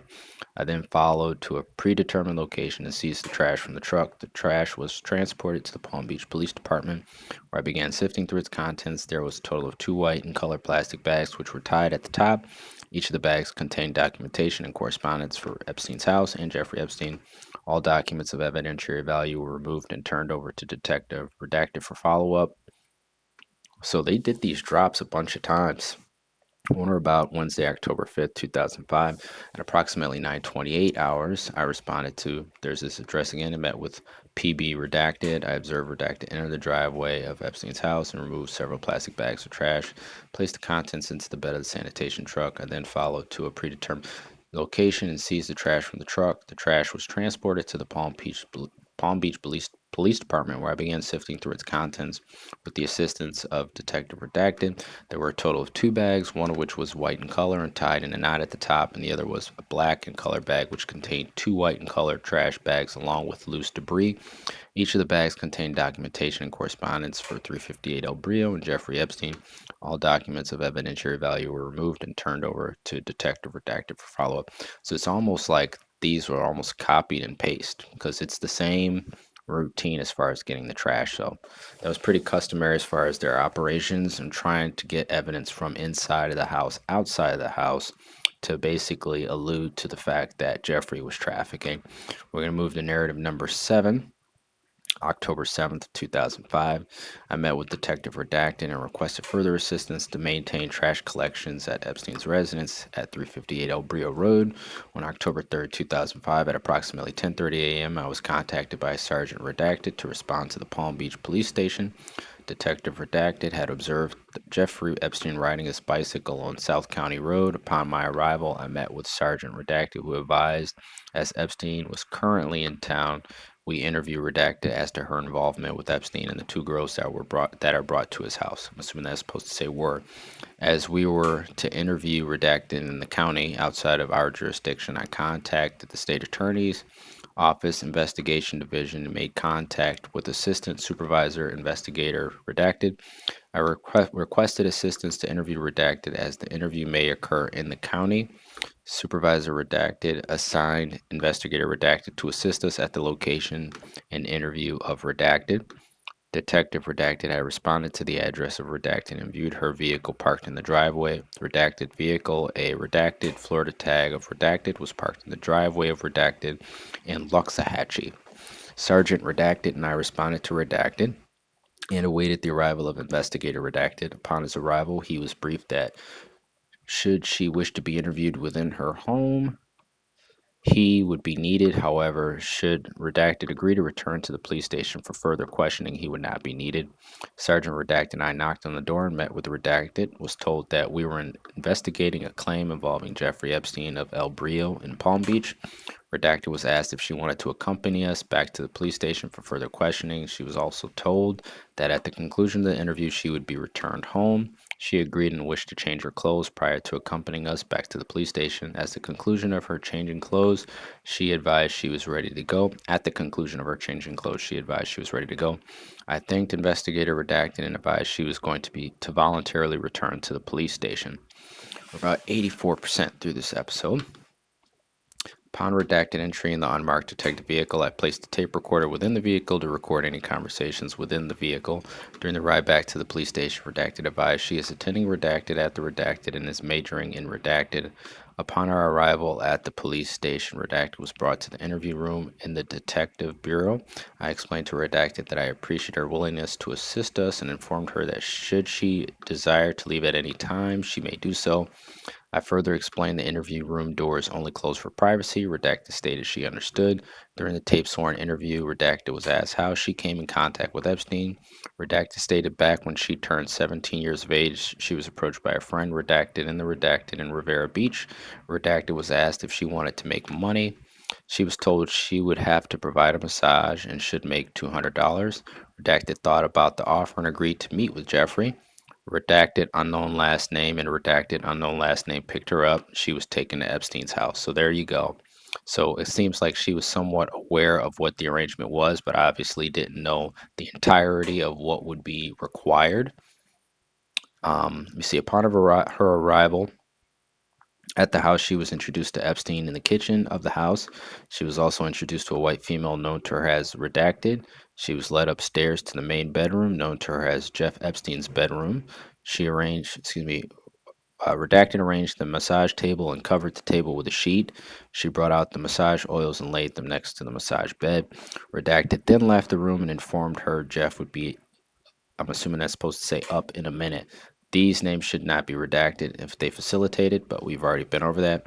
Jeff entered the bedroom wearing only a towel. He lay on the table onto his stomach and picked a massage oil for Redacted to rub on him. During the massage, Redacted stated he tried to touch me and I stopped him. I asked how he tried to touch her. He redacted and she felt uncomfortable. Redacted also states Epstein had a you know what, which is large and white in color. Redacted told Epstein, I'll massage you, but I don't want to be touched.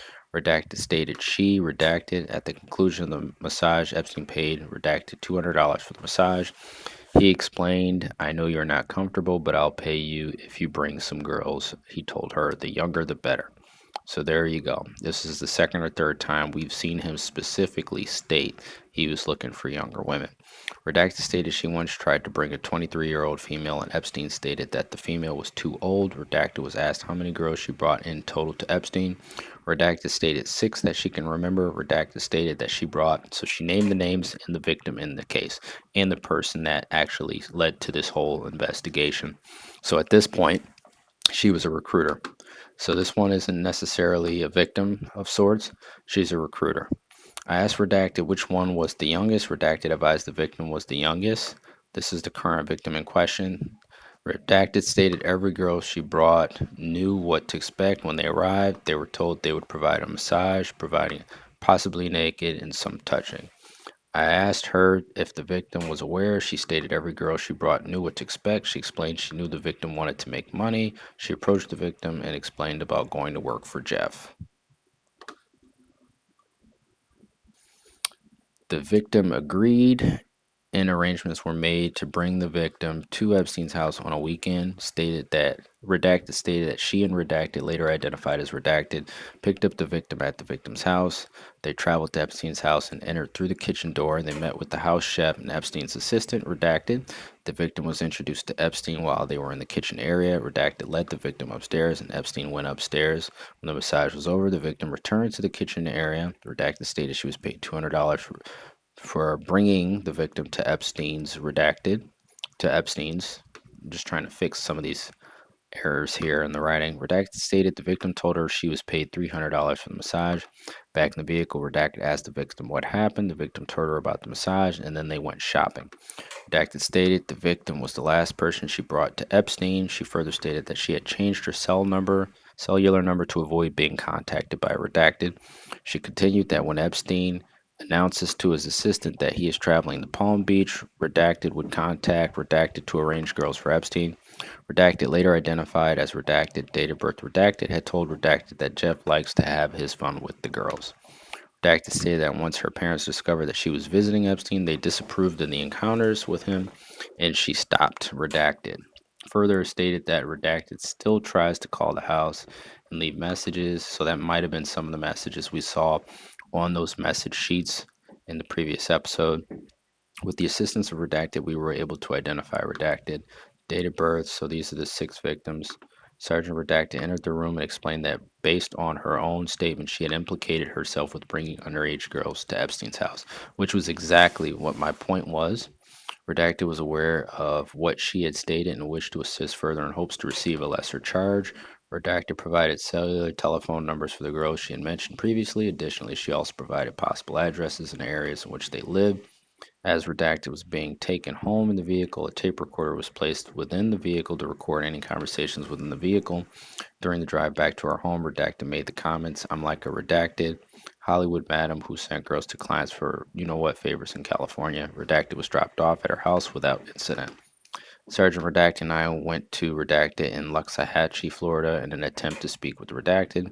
We met with Mrs. Redacted, who's the mother, at the front door. We explained the ongoing investigation and felt that Redacted may have additional information, as we had information that she had worked for Jeff. Mrs. Redacted introduced us to her husband and allowed us entry into the home. We sat in the dining room and met with Redacted, date of birth. As she was under the age of 18, Mrs. Redacted was advised we would be speaking with her. She expressed if her daughter had information she wanted to assist. As we interviewed Redacted, she denied having any inappropriate encounters with Jeff Epstein. She stated she had gone to Jeff's house with Redacted approximately 8 months ago and sat in the kitchen with the house chef, but nothing happened. As the parents were present during the interview, we felt that Redacted was withholding information from us. Clearly could understand that. She made several comments as to she made several comments as to she has put the entire incident behind her. I left my direct telephone number and advised, should she wish to speak with me again, to telephone me. Sergeant Redacted and I thanked Mrs. Redacted for her time and left the area. She stated she would ask her again after we left as to what happened at Epstein's house. I informed her that Redacted had my telephone number and hopefully she would call.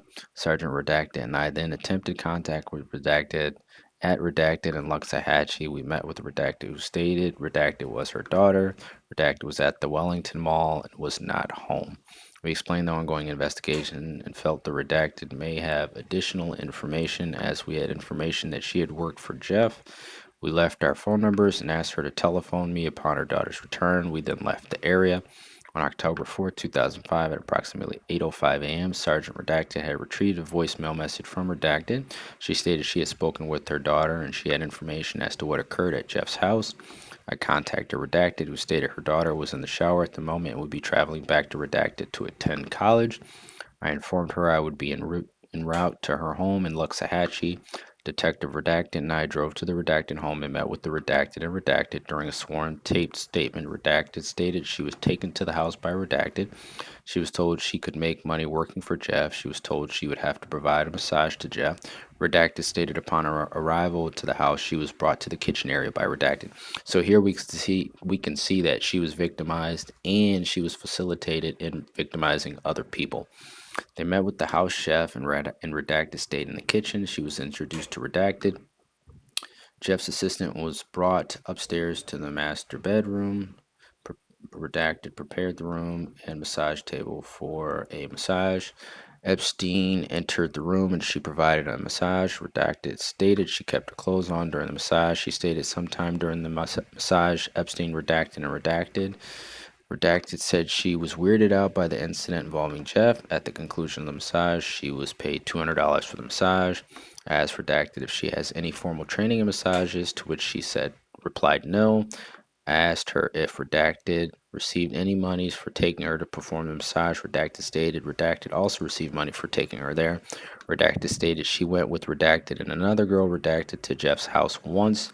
Redacted stated she waited in the kitchen with redacted while redacted was taken upstairs by redacted. Redacted stated she only did the massage once as she was weirded out by the whole experience. At the conclusion of the interview and the tape was stopped, I was informed that redacted had attempted to reach redacted via cell phone.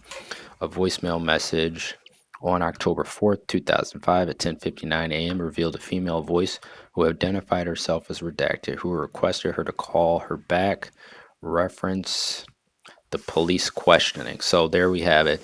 They knew that they were under investigation, and I'm sure word got back to Jeffrey if that wasn't one of his assistants themselves. The voicemail message was recorded onto a micro cassette.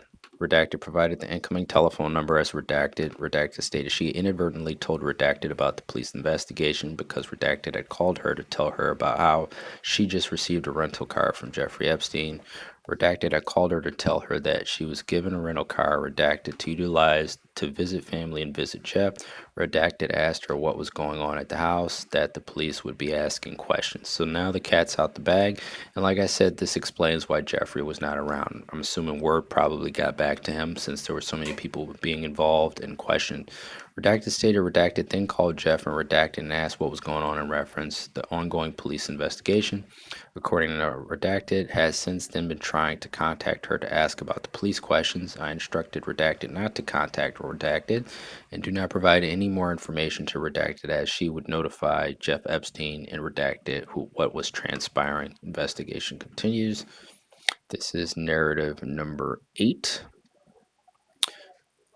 On March 30th, 2005, I was asked by Sergeant Redacted to begin conducting surveillance and trash pulls, reference Detective Redacted conducting a criminal investigation involving Jeffrey Epstein. I was advised that Epstein was possibly engaging in you-know-what contact with young females. On March 30th, 2005, I made contact with Town of Palm Beach Redacted and requested trash pulls for there's Jeffrey Epstein's house. 358 El Brio Way to begin on March 31st of 2005. On March 31st, 2005 at 9:20 a.m., I responded to the area of 358 El Brio Way, met with Town of Palm Beach Redacted. I observed Redacted enter the driveway of 358 El Brio Way, collect the trash bags from Epstein's property, and place the contents into an empty sanitation truck. I followed Redacted to a nearby area where he turned over 17 white plastic trash bags which were collected from Epstein's property. Took the trash bags to the sanitation department where I sifted through its contents. I collected mail correspondence from Armani Exchange addressed to Redacted, Jeffrey Epstein's note paper with Redacted, an important message, note paper addressed to J.E., dated March 29, 2005 at 8:15 p.m. Reference Redacted, U.S. Airways boarding pass copy for passenger Redacted. Food service ID redacted for Redacted, and Ghislaine Maxwell's note paper with names and phone numbers. Photocopies of the trash collected were attached with the supplement. Detective Redacted was advised of the contents that were collected for evidentiary value. On March 31st, 2005, Sergeant Redacted requested that I set up a surveillance video on El Brio Way and conduct video surveillance of the front exterior of Epstein's residence. So now they've got video footage being set up. At 3 p.m., I set up a surveillance vehicle equipped with a video monitoring device. The thing is, at this point, he knows he's under investigation, so it kind of changes a lot from his natural movement. The surveillance vehicle was parked on El Brio Way, approximately 50 feet east of Epstein's driveway. The purpose of the video surveillance was to gather investigative intelligence by monitoring and recording all vehicle and pedestrian traffic entering and leaving Epstein's property. The downside to that is if he was aware, he obviously wouldn't be conducting his normal business. So him having girls come and go from the property obviously would cease, which means they would not be able to get any of that on video. The video surveillance tapes were changed daily with a new Maxwell T160 VHS tape. Video surveillance was established for Epstein's from March 31st, 2005 through April 5th of 2005. So, I mean, that's pretty short. And I know with surveillance, from what I've seen, they have to justify their surveillance and wiretaps. So they have a certain amount of time, and if they don't have any credible evidence, they lose the ability to surveil. So as you can see here, they only had surveillance for 5 to 6 days. And if he's aware he's being investigated, obviously they're not going to get any evidence. So as you can see, on April 5th, 2005, video surveillance was concluded. I reviewed the videotapes and advised Detective Redacted the surveillance videos yielded no evidentiary value because only an idiot would continue doing their illegal activities knowing that their house is being watched and they're being investigated. But if he had as many people helping him as it seems he did, including potentially that attorney general, then he would be tipped off either way. On April 1st, 2005 at 9:30 a.m., I responded to the area of 358 El Brio Way to meet with Town of Palm Beach Redacted. While parked in the area of 358 El Brio Way, waiting to collect Epstein's trash, I observed a white female who I recognized as Redacted from her Florida driver's license photograph. I made no contact with Redacted while parked in the area. I also observed Epstein's GMC Yukon truck leave the property as well as other vehicles arrive and park across the street from the property. The occupants of these vehicles appeared to be housekeepers, maintenance men, and gardeners. At 9:38 a.m., I met with Town of Palm Beach Redacted. I observed Redacted enter the driveway of 358 El Brio Way and collect the trash from Epstein's property. I followed Redacted to a predetermined area, at which time I collected the trash bags from the sanitation truck. I transported the trash bags to the Redacted department, where I sifted through its contents. I collected mail correspondences addressed to Jeffrey Epstein, automotive records, and personal documents for Redacted and Redacted, as well as Jeffrey Epstein's note paper with the names and appointment times for Redacted and Redacted. No last names or other personal information was written on the newspaper. While sifting through Epstein trash, I also collected a 3-inch purple finger-sized object which had a broken end. The object appeared to be a broke piece from a you-know-what toy similar to a cyclone vibrator, possibly used for rectal gratification. The object was photographed for Detective Redacted, packaged in biohazard evidence bag, possibly bodily fluids, and secured as investigative evidence. All items collected from Epstein's trash were turned over to Detective Redacted for evidentiary purposes. On April 5th, 2005, at 9:18 a.m., I met with Town of Palm Beach Redacted. I observed Redacted enter the driveway of 358 El Brio Way and collect the trash from Epstein's property. I followed Redacted to a predetermined area, at which time I collected the trash bags from the sanitation truck. So they're still, it appears, collecting the trash, even though they don't have the surveillance anymore, and I believe they're probably still sitting outside the house. I transported the trash bags to the sanitation department where I sifted through its contents, collected mail correspondences addressed to Jeffrey Epstein, as well as note paper, important message with names and telephone numbers. The following are items collected from the Epstein trash. Redacted, blank piece of white paper, black paper redacted, and you've got David, but it doesn't say the last name, in the MSN Hotmail webpage with email redacted. The following items were documented for Detective Redacted investigation for evidentiary purposes on April 6th, 8th, 11th, 12th, 13th, 15th, 2005 at approximately 9:30 a.m. I met with Town of Palm Beach Redacted. I observed the employee enter the driveway of 358 El Brio Way and collect the trash from Epstein's property. I followed the employee to a predetermined area, at which time I collected the trash bags from the sanitation truck, transported the trash bags to the blank department where I sifted through its contents. So even though it sounds like they did this 8,000 times, it looks like 1, 2, 3, 4, 5, 6 times. All of the documents collected from Epstein's trash during my assistance were turned over to Detective Pagan for evidentiary purposes. Now, once again, I think this is the first mention I made in the last couple of episodes of redaction fatigue, because we've seen so much redaction, but they forgot to redact the detective's name there. On June 14, 2005, Detective Redacted contacted me and advised that the airplane belonging to Jeffrey Epstein of Redacted was parked at the Palm Beach International Airport. Detective Redacted requested that I begin trash pulls for the purpose of gathering evidence and intelligence. I made contact with Town of Palm Beach Redacted and requested trash pulls for 358 El Brio Way to begin on June 15th of 2005.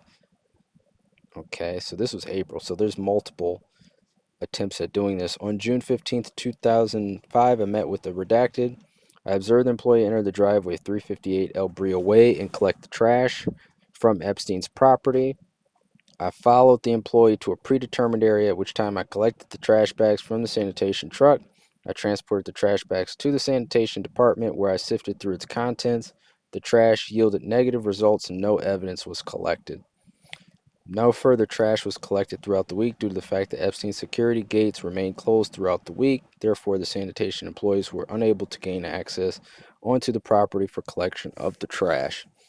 Okay, so I'm assuming if the gates were closed, that means the trash cans were pulled in, like most people normally do. After you get your trash emptied, you bring your trash cans back into your property. And if there's gates around the property, then obviously the trash would be within the gates, making it impossible for them to sift through the trash. All evidence and intelligence gathered by this officer has been turned over to the Detective Bureau, and no further action has been taken by this officer. End of supplement. Okay, so now, well, that was a whole narrative, it seemed like, just on trash collection. Narrative number 9 on October 4th, 2005. We are 89% through this episode. On October 4th, 2005, I made telephone contact with Redacted, who had left several messages on voicemail. During the message, she advised she was not completely truthful when we met in person, but would like to speak with me to advise what had happened. She further advised she did not want to speak of this incident in front of her mother. At approximately 15:48, for any of you guys unfamiliar with military times, 3:48 p.m., I made telephone contact with Redacted at Redacted. During a tape recorded statement, Redacted stated the following. Approximately a year ago, when she was 16 years of age, Redacted took her to Jeff's house twice. First time she went, Redacted drove to the house. They entered through the kitchen area, where she was introduced to Redacted and Jeff. She was taken upstairs to a bedroom by Redacted, who set the room up with a massage table and brought out the oils to use. Jeff then entered the room wearing a towel. He lay on the table and picked out a lotion for Redacted to rub on him. At one point during the massage, he tried to redact, at which point she became very upset, and he tried to redact, at which point she became very upset and discontinued the massage. I read the same sentence twice. Both Redacted and Jeffrey had a verbal disagreement, at which time she left without being paid. She met with Redacted, who was sitting in the kitchen, and told her, "Let's go." Redacted advised she received no money for that day. Redacted also said that Redacted had told her if she was uncomfortable with what was going on to let him know and he'll stop. She knew that the more you do, the more you are paid. Several weeks later, Redacted advised she agreed to be taken a second time by Redacted. Once they arrived at the residence, Redacted sat in the kitchen and Redacted took her upstairs to the master bedroom again. Redacted set the room up with a massage bed and brought out the oils to use. Jeff then entered the room wearing a towel. He lay on the table and picked out a lotion for Redacted to rub on him. At one point during the massage, he tried to redact. As Redacted was wearing tight jeans and had a tight belt on, Jeff was redacted. Jeff then rolled onto his back during the massage. He redacted. Redacted then became upset again and told him she didn't want to be redacted, discontinued the massage, and was paid $200. Redacted then went downstairs where Redacted was waiting for her. She told Redacted she wanted to leave. Redacted said she never returned to the house. Redacted stated she is aware that her friend Redacted was also at the house and had a problem with Jeff. She provided a telephone number for Redacted. The interview was concluded and the microcassettes were turned in as evidence. We are 90% through this episode. On October 5th, 2005, I researched the income telephone number that had left Redacted a message. The telephone number Redacted was assigned to AT&T Singular Cellular Service. I prepared a subpoena request and faxed the request to the United States Attorney's Office. Information requested was subscriber information as well as all incoming and outgoing calls for the months of September and October 2005. So reading all of this, we're getting basically the backstory as far as how all of these requests for information were made, because we know we went through a ton of phone records and this is how we came to that conclusion there. I later researched Redacted and discovered she resides in Royal Palm Beach. Detective Redacted and I drove to Royal Palm Beach and met with Redacted at our residence. Redacted in Royal Palm Beach. Redacted agreed to speak with us in the kitchen area. During a sworn taped statement, Redacted stated the following on or about November 2004. She was approached by Redacted and asked if she wanted to make money. She agreed and was told she would provide a massage to a wealthy man in Palm Beach. Redacted picked her up and drove her to the house in Palm Beach. She was brought into the kitchen area of the house. So it always starts the same. They're brought into the kitchen. She further stated that Redacted, and Redacted went with them. They were brought into the kitchen where she was introduced to Jeff and other females. So they bring him into the kitchen. Jeff gets introduced to them. Redacted stated she was introduced to a helper of Jeff. The female was described as a white female, unknown name, with redacted hair. She stated that the assistant was familiar with Redacted. The assistant set up the massage table and put out lotions to be used. She told Redacted Jeff would available, I'm assuming would be available in a minute. Jeff entered the room wearing only a towel. Jeff lay on the massage table and picked a lotion to rub on his thighs and back. So they bring the girls up to the room. They have the lotion set up to start. The massage starts. Redacted further stated that during the massage, Jeff asked her to remove her clothes. He always asked him to remove the clothes. She complied and removed her pants and blouse. Now, the last time you saw the last girl refuse twice. Redacted didn't remember if she had removed her bra, but feels that she did. Redacted was certain that she stayed in her thong underwear. Redacted, lots of redaction, was instructed to return to the ground, at which time Jeff turned to save his chest rubbed. Oh, to have his chest rubbed. Redacted advised it was at this time she is sure he was whating. Redacted did not want to look at his redacted area because she was uncomfortable. Jeff removed a large white redacted and turned it on. Redacted stated he redacted. Shortly thereafter, Jeff redacted and removed himself from the table. He walked over to where the shower was and opened the glass door. She waited as he was taking a shower in her direct view. When asked Redacted how old she was when this occurred, she stated she had just turned 17. So there we have solid admittance during an interview with law enforcement that she was underage, as we can already assume, but at least it's sworn testimony at this point, or at least it's testimony. It's not really a sworn statement, but at the conclusion of the shower, Redacted was paid either $350 or $400. She stated she wasn't sure, but knows it was close to $400. At the conclusion of the interview, Redacted stated she never returned to provide a massage for Jeff. She advised she was ashamed and uncomfortable with the situation. Detective Redacted and I then left the area and responded to the Redacted, where Redacted and all the above mentioned girls had attended. I met with the school police officer. Officer Redacted explained I was looking for a previous student who attended Redacted. I inquired about Redacted. I further explained that I was working a case in which most of the girls I've interviewed are either witnesses or victims and felt that Redacted may be one as well. So they had to case out the entire school. Officer Redacted researched his previous student records and found Redacted. She attended the same year and graduated in the same year as the other girls. I was provided the last known address of Redacted. So here we have girls that have already graduated from the high school that are probably 18 at the time. And this just goes to show how long Jeffrey had been doing this. These girls had already gone through multiple years at the high school and graduated. At approximately 2:10 p.m., Detective Redacted and I met with Redacted at her residence, Redacted in Royal Palm Beach. As Redacted was only 17 years of age, I had notified her mother, Mrs. Redacted, that she would be interviewed, reference an ongoing investigation in Palm Beach.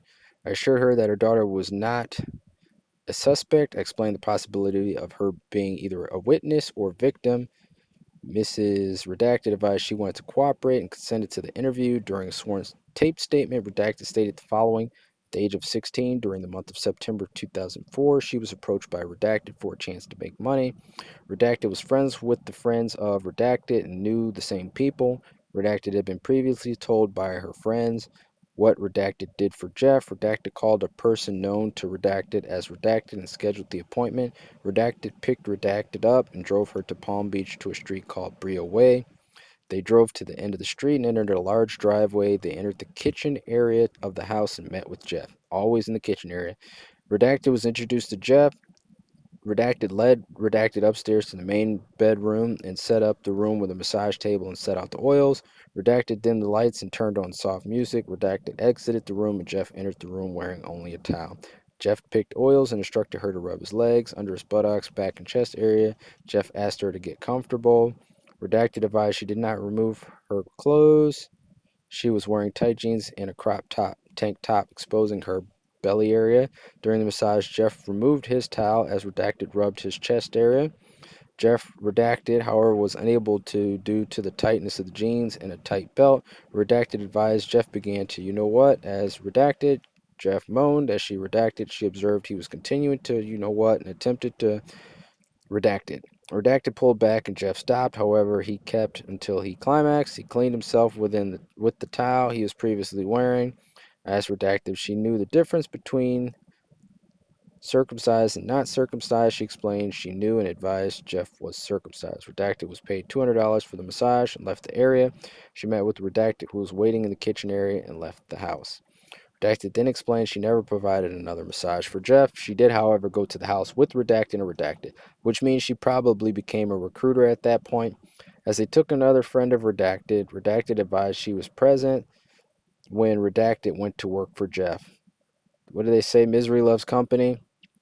And they bring a friend, even though they were in a terrible situation that they should have never been in. They clearly didn't hesitate to bring other people into that situation. Human nature. She advised she rode over and sat in the kitchen area with Redacted to wait for Redacted. Redacted advised that while they waited for Redacted, the house chef prepared lunch for them as it was almost lunchtime. So they're making these girls lunch, knowing what's going on. The house chef needs to be interviewed as well. As Redacted was finished with the massage, they left the area. I asked Redacted if Redacted ever told what would be expected of her when she provided a massage. Redacted stated yes. Redacted told her that a massage would be expected, possibly naked, and possibly some touching involved. Redacted has no formal training in providing massages. Redacted spoke about a third and last time she went to Jeff's house. Redacted drove another girl. Redacted, who is Redacted's friend, to Jeff's house. Redacted stated she knew that Redacted had money for providing girls for Jeff, and she wanted to do the same. So at this point, they're all recruiters.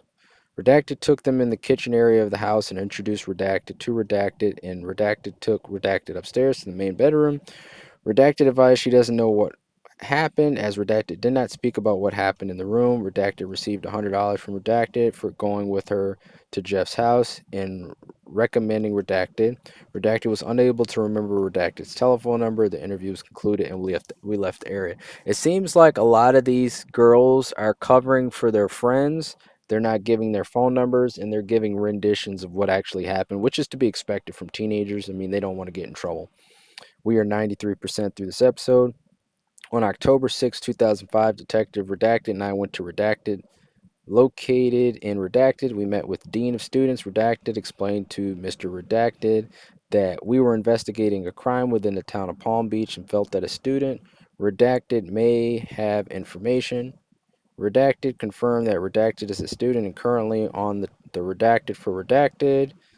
So at this point, you can tell it's a big deal. They got to talk to the dean of students, which means that there's multiple people that are involved in this that need to be investigated. So what better way to do it than to talk to the dean of students as opposed to just showing up at the school every other week asking for more students? Obviously, that would just get really suspicious. So they just basically came out and told them, hey, we got a mass scale investigation with underage girls, and they may need to speak to multiple people. But I explained to Mr. Redacted that we were investigating a crime within the town of Palm Beach and felt that a student Redacted may have may have information. Redacted confirmed that Redacted is a student and currently on the Redacted for Redacted. She was in Redacted at the time of our arrival. Redacted sent a security guard to locate Redacted in class and bring her to the office.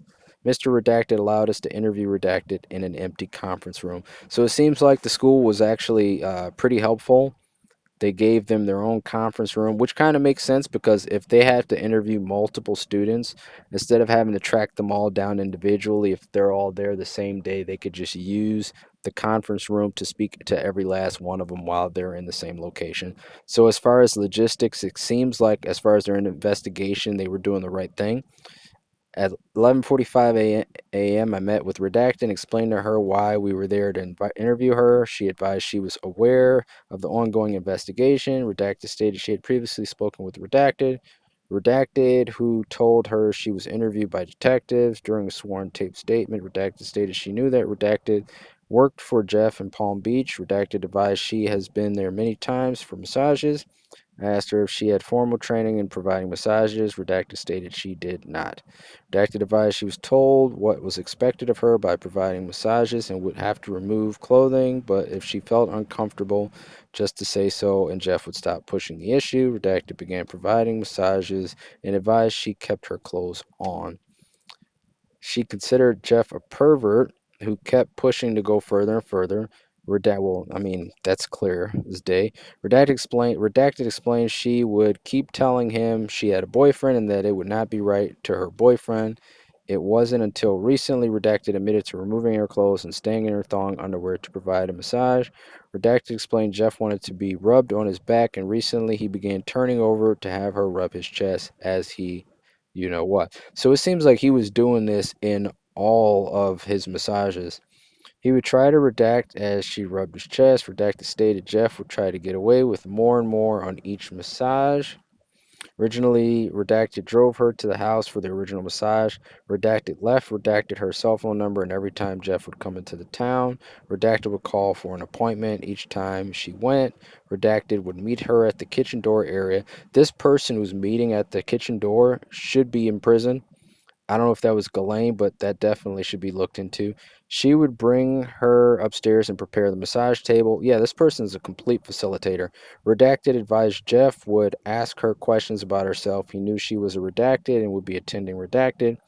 I asked if he knew her real age. Redacted stated Jeff didn't care. The most recent massage she provided was on October 1st, 2005. During the massage, she asked Jeff if she could borrow one of his vehicles to visit her family and boyfriend in Orlando. Jeff had told she could borrow one of his vehicles, but later stated he would rent her a car. She continued with the massage, and Jeff redacted. Now, that explains why we saw that rental agreement a couple episodes ago. I asked Redact if she was wearing undergarments, to which she replied her thong underwear. Once he tried to redact, she would pull away from him and he would stop. Redacted was asked if he ever used a vibrator on her. Redacted was aware of the vibrator, but advised she never would allow him to use the vibrator on her.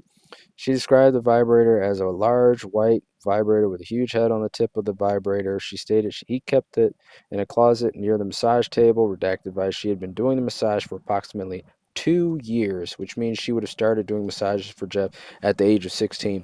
You know what? I don't want to be a Monday morning quarterback, but where were the parents? I mean, seriously, 2 years of massages at Jeffrey Epstein's house, and the parents have no idea. That is insane.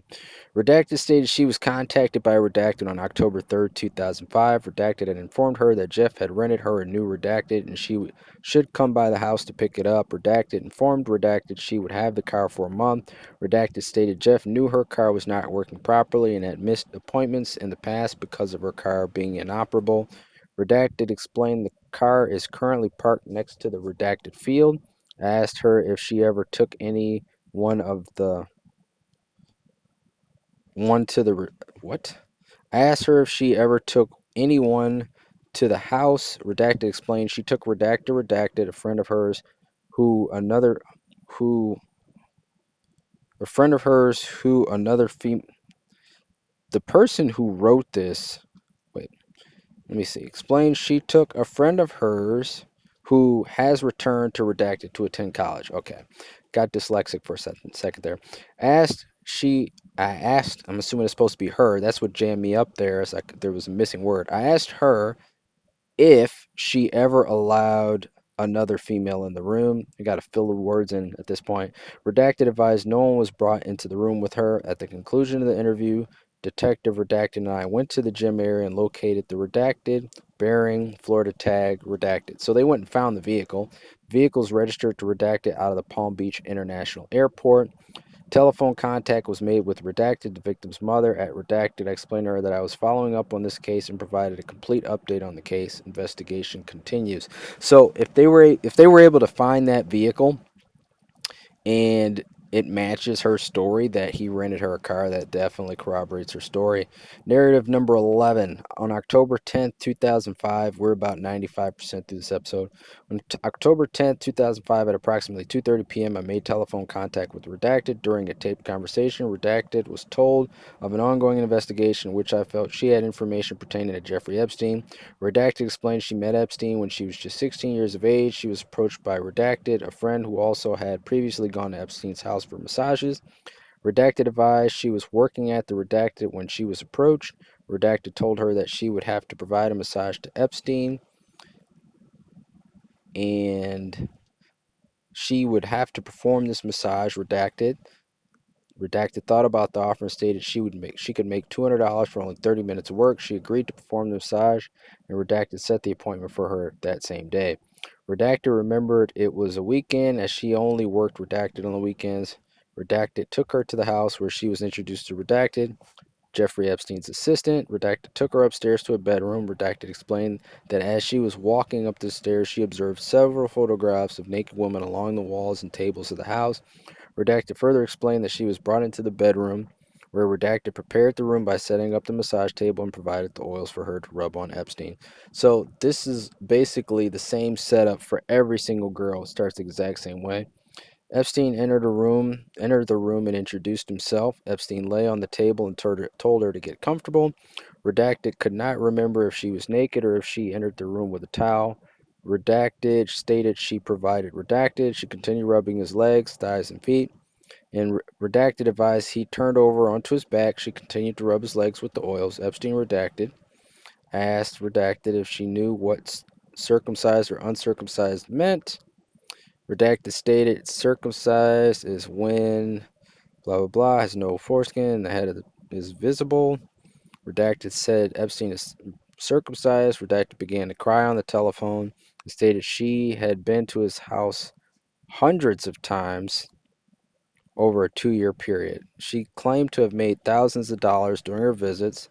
Redacted stated she could not remember how many times exactly she went to Epstein's house, but said it was a lot.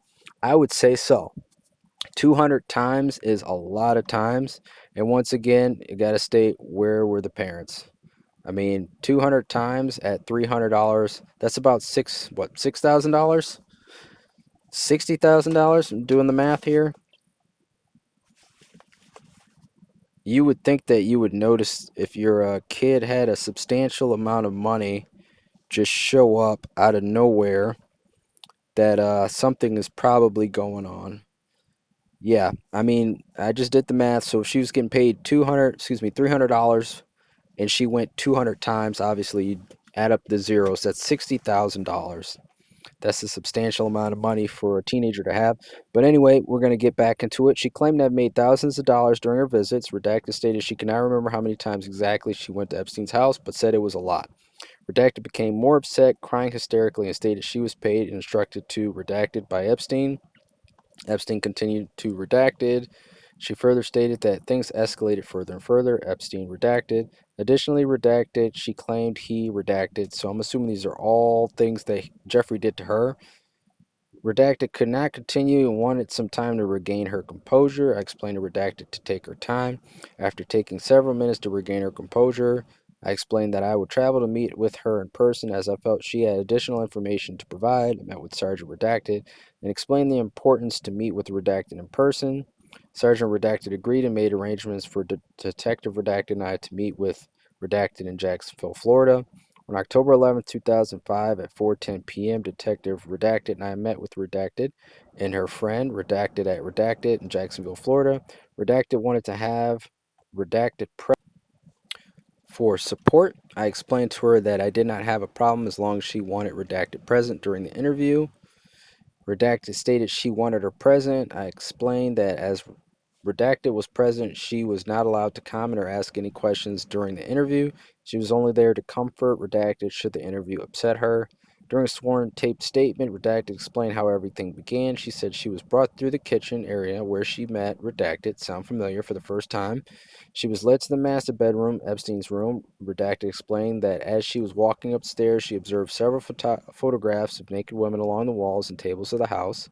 Furthermore, explained Redacted further explained that she was brought into the bedroom where Redacted prepared the room by setting up the massage table and providing the oils for her to rub on Epstein. Redacted explained she remembered the steam room area, which contained two large showers. Epstein entered the room from the steam room area and introduced himself. Now, I do remember it was the St. James, the little St. James property, there was a steam room. I'm sure there were other steam rooms, but that's the first one that pops up in mind. Epstein lay on the table and told her to get comfortable. Redacted removed her skirt and kept her shirt on. She could not remember if he was naked or if he entered the room with a towel. Epstein then instructed her to remove her shirt. Redacted. She continued rubbing his legs, thighs, and feet. Redacted advised he turned over onto his back. She continued to rub his legs with the oils. Redacted. Epstein redacted, which meant the massage was over. At the conclusion of the massage, Redacted was paid $200. They walked together downstairs where Redacted and Redacted were waiting. Redacted stated Redacted received an unknown amount of money for taking her to Epstein. Epstein instructed her to leave her cellular telephone number so that he could contact her when he is in town. Redacted explained that she continued to go to Epstein's house and became a regular at the house. She could not provide an exact number, but claimed she had been there hundreds of times. She claimed activity did not occur every time she was there. There were times she went to dinners and parties with Epstein. Redacted explained that things began to escalate more than the massage. The encounters included bringing in his assistant. Redacted explained Epstein had purchased her from her family, and Redacted. Epstein bragged he brought her into the United States to be his Redacted slave. Redacted advised he was naked in the bedroom. She entered and removed her clothing. Redacted entered the room from the steam room area already naked. He instructed Redacted to redact. On Redacted refused to perform the act. Epstein offered her an additional $200 for her to redact it for 5 minutes. Redacted agreed to redact for the additional $200. Redacted explained that Epstein would redact. Things continued to escalate by purchasing toys.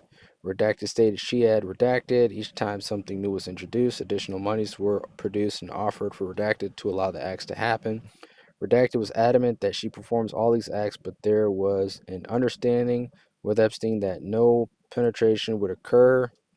Redacted explained that Epstein's was deformed. Redacted explained that his was oval shaped. She claimed when Epstein, it was thick towards the bottom, but was thin and small towards the portion. She called it egg shaped. So I do remember seeing an interview on YouTube where they asked Jeffrey Epstein, was it egg shaped? And reading this report, we know why he was asked that question. Redacted continued that the Redacted encounters with the Redacted Epstein and her became a ritual. Redacted would arrive at the house and walk herself upstairs. So at this point, she's not even being led up to the stairs anymore because she's been there so many times. Where Redacted and Epstein were waiting, Redacted would redact it and join them, explained Redacted. I wonder who the person was that was joining them. I know she did mention the assistant would come in, so maybe it was the assistant, the one that's been setting up the tables. Epstein or Redacted, Epstein redacted, redacted explanation revealed they were in a redacted. Advised one day, Redacted was unable to state an exact date when this incident occurred.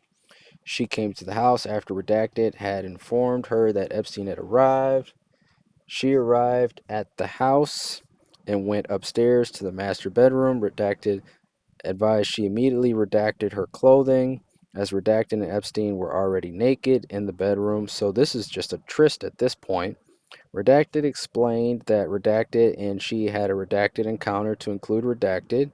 Redacted remembered that Redacted and was moving herself from the massage table. Redacted asked for a sheet of paper and drew the massage table in the master bathroom and where Epstein, Redacted, and she were. Now that's good evidence because obviously if she draws a picture and it is identical to the setup of Jeffrey's house, it confirms that she's not lying. Epstein returned Redacted. Redacted stated Epstein began to redact. Redacted became upset over this. She said Redacted. As he redacted, she screamed no and Epstein stopped. She told him that she did not want to redact it. Epstein apologized for his actions and subsequently paid her $1,000 for that visit. Additionally, shortly thereafter, Epstein gave redacted in color for her personal use. Redacted advised there were times that she was so sore when she left Epstein's house. Redacted advised she was redacted. Advised she had difficulty walking to the car after leaving the house because she was so sore. So there's no telling what was in those redacted boxes, but redacted advised that other than that one time when Epstein redacted, there was no other redacted. Redacted provided names of girls that she knew of that have gone to Epstein's house. Redacted provided the name of Redacted and feels she still may be going to the house to massage Epstein. So this is another person that she's referencing that obviously was a regular like herself. According to Redacted, Redacted is still redacted. When asked if she had been recently contacted by anyone of the house, Redacted advised she received an email from Redacted, which is her email account. The email was just a hello, how are you doing type of email. There had been no other contact from the house. The interview was concluded and Redacted left the area. The tapes and drawings were submitted into evidence. Investigation continues. So from what we've seen, all of these narratives, that's probably the most in-depth one. She even drew a picture of the house. But and I know there's a lot of questions of if people are victims at this point. Clearly, she was under some type of, I don't even know what you want to call it, but she started as a victim and then she just basically accepted it and just normalized it. But at least she was providing good evidence to law enforcement. And from what I saw, it didn't seem like she recruited anybody. It was just kind of like she was just one of the crew. Not that that makes it right or anything like that, but she clearly made a lot of money on the same note. So as far as motive, you know, clearly Epstein figured out that these teenage girls, they like to buy stuff. They're short on money because they're teenagers. So he provided an opportunity for them to make large sums of money that they it wouldn't be tangible for them under normal means. And that's what he used to facilitate him getting what he wants. And you see it to further extremes in, later on in life, but you can't blame these children because they're adults that are susceptible nowadays to the exact same thing. But we're going to move to narrative number 12. On October 12, 2005, Detective Redacted and I traveled to the Orlando area, made telephone contact with Redacted. Redacted agreed to meet with us as we were in the Orlando area. Redacted provided directions to her apartment. Detective Redacted and I met with Redacted, who stated during a sworn tape statement that nothing happened between her and Epstein. Redacted appeared nervous during the interview. I assured her that I had spoken with other people who advised differently. Redacted stated she only went a couple of times and provided a massage to Epstein. So these are witnesses that are basically referred witnesses. These people can't even deny their actions because the people that already gave full statements named them out. So they might as well just come clean at this point. She stated she was brought to the Epstein house in March of 2005. Redacted brought her to work. Redacted has no formal training in providing massages. Redacted stated she provided a massage fully clothed for $200. As I sensed hesitancy in her answers, I asked Redacted if she had been contacted by anyone from the house. Redacted stated she was interviewed already by an investigator for Epstein. He met with her on October 8th, 2005. So this clearly shows they've got multiple investigators at this point.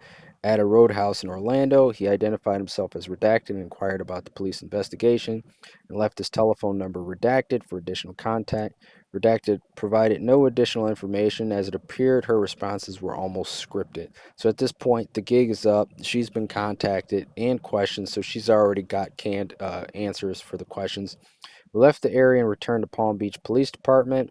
Based on the information acquired during the interviews, a search warrant was prepared for entry at the Epstein home. On October 18, 2005, I met with Judge Redacted, who reviewed the warrant request. She found there was sufficient probable cause and signed the warrant request on October 20th, 2005. At approximately 9:36 a.m., members of the Palm Beach Police Investigations Unit executed the search warrant at 358 El Brio in Palm Beach. Now, in the files, we haven't seen his Palm Beach home yet. We saw New York and we saw Little St. James. Maybe that's next on the docket. Members of the investigations unit included Captain Redacted, Sergeant Redacted, Detective All Redacted, the crime scene unit, and myself. This is not we're 99% through this episode. As we entered onto the property, we encountered the house manager Redacted, who was in the guest portion of the house. The guest house section had open doors and no forced entry was made. Made contact with Redacted, date of birth Redacted, and informed him of the search warrant that put the driver's license for the premises. The member of the police department entered the residence and announced we had a search warrant. Safety search was done and members exited the home. I read the search warrant to Redacted as manager Redacted videotaped the search warrant execution. Several interior decorators were located on the property. I spoke with Redacted of Redacted in New York. Mr. Redacted stated he is the designer for Mr. Epstein's home. He advised he was contacted in March of 2005 to do a complete overhaul on the house. He advised he was on the phone with Mr. Epstein when officers announced the search warrant. Mr. Epstein was then made aware of the search warrant. Mr. Epstein advised his contact with Epstein is strictly business, and he has never witnessed Epstein with any girls except for his assistants. Redacted or Redacted. I then interviewed Redacted of Redacted in New York. Mr. Redacted stated he has worked for Redacted for 7 years. He advised he personally worked on the New York and Palm Beach home for Mr. Epstein. He has previously met with Redacted and Redacted, Epstein's assistants in New York and in Florida. Estes stated they traveled with Epstein everywhere he goes. So once again, this is a redaction fatigue because they stated his name, but they redacted everything else. So the interior decorator's name is Estes. I interviewed Redacted of Redacted, Jersey City, New Jersey. Stated she just arrived from Scotland and has worked with Redacted for only 1 month. She stated she has never met Epstein and has not seen him. The interview was then concluded. I then, make sure I read that right. Okay. I then spoke with Redacted of Redacted in New York City. Redacted stated he has been Epstein's Redacted for 7 years. He further stated he deals with Epstein's assistants and speaks with Epstein on the phone. Redacted stated he mainly speaks with Redacted, Epstein's main assistant who travels with Epstein. Redacted stated he only has contact with Epstein when his services are needed. At approximately 10:30 a.m., I was informed that the video taping was concluded. I entered the residence and located 2 covert cameras. The first camera was a covert wall clock in the garage area. I traced the wire behind the clock and removed the RCA wire and unplugged the camera. The other covert camera was located within a desk clock beside Epstein's desk. I traced the wire behind the clock and unplugged the RCA wire. I could not locate another camera. I then began with the search of the residence for the specified evidence. My search consisted of the second floor, Detective Redacted, and I began in the master bedroom area where several items were located. So even themselves just being in the house briefly already noticed all of the remote surveillance that Epstein had in his house. We are 99% through this episode. They were marked to be retrieved by the evidence custodian in the master desk with Epstein's notepads marked Jeffrey Epstein. We located a high school transcript from Redacted for Redacted. Also in the room was the dresser, armoire, where we located a bottle of peach-flavored Jolly Jelly lubricant. Additionally, there were several photographs of young naked teenage girls within the closet. So even though those files were redacted, we're seeing a description of all of the things that they got, which clearly indicates guilt, which was consistent with what the witnesses said. The massage table was also located within the master bedroom. Videotapes were located besides the television, which were also collected. An itemized list of the property and locations was prepared on the property receipts. At approximately 2:55 p.m., the house was secured. The exit of the residence was videotaped. Upon our exit of the property, I encountered attorney Guy Fronstein, who advised he was representing Mr. Epstein. So he's already got his lawyers on the premises at this point, which means he's well aware of his current situation. He provided a business card and provided his assistance with the investigation.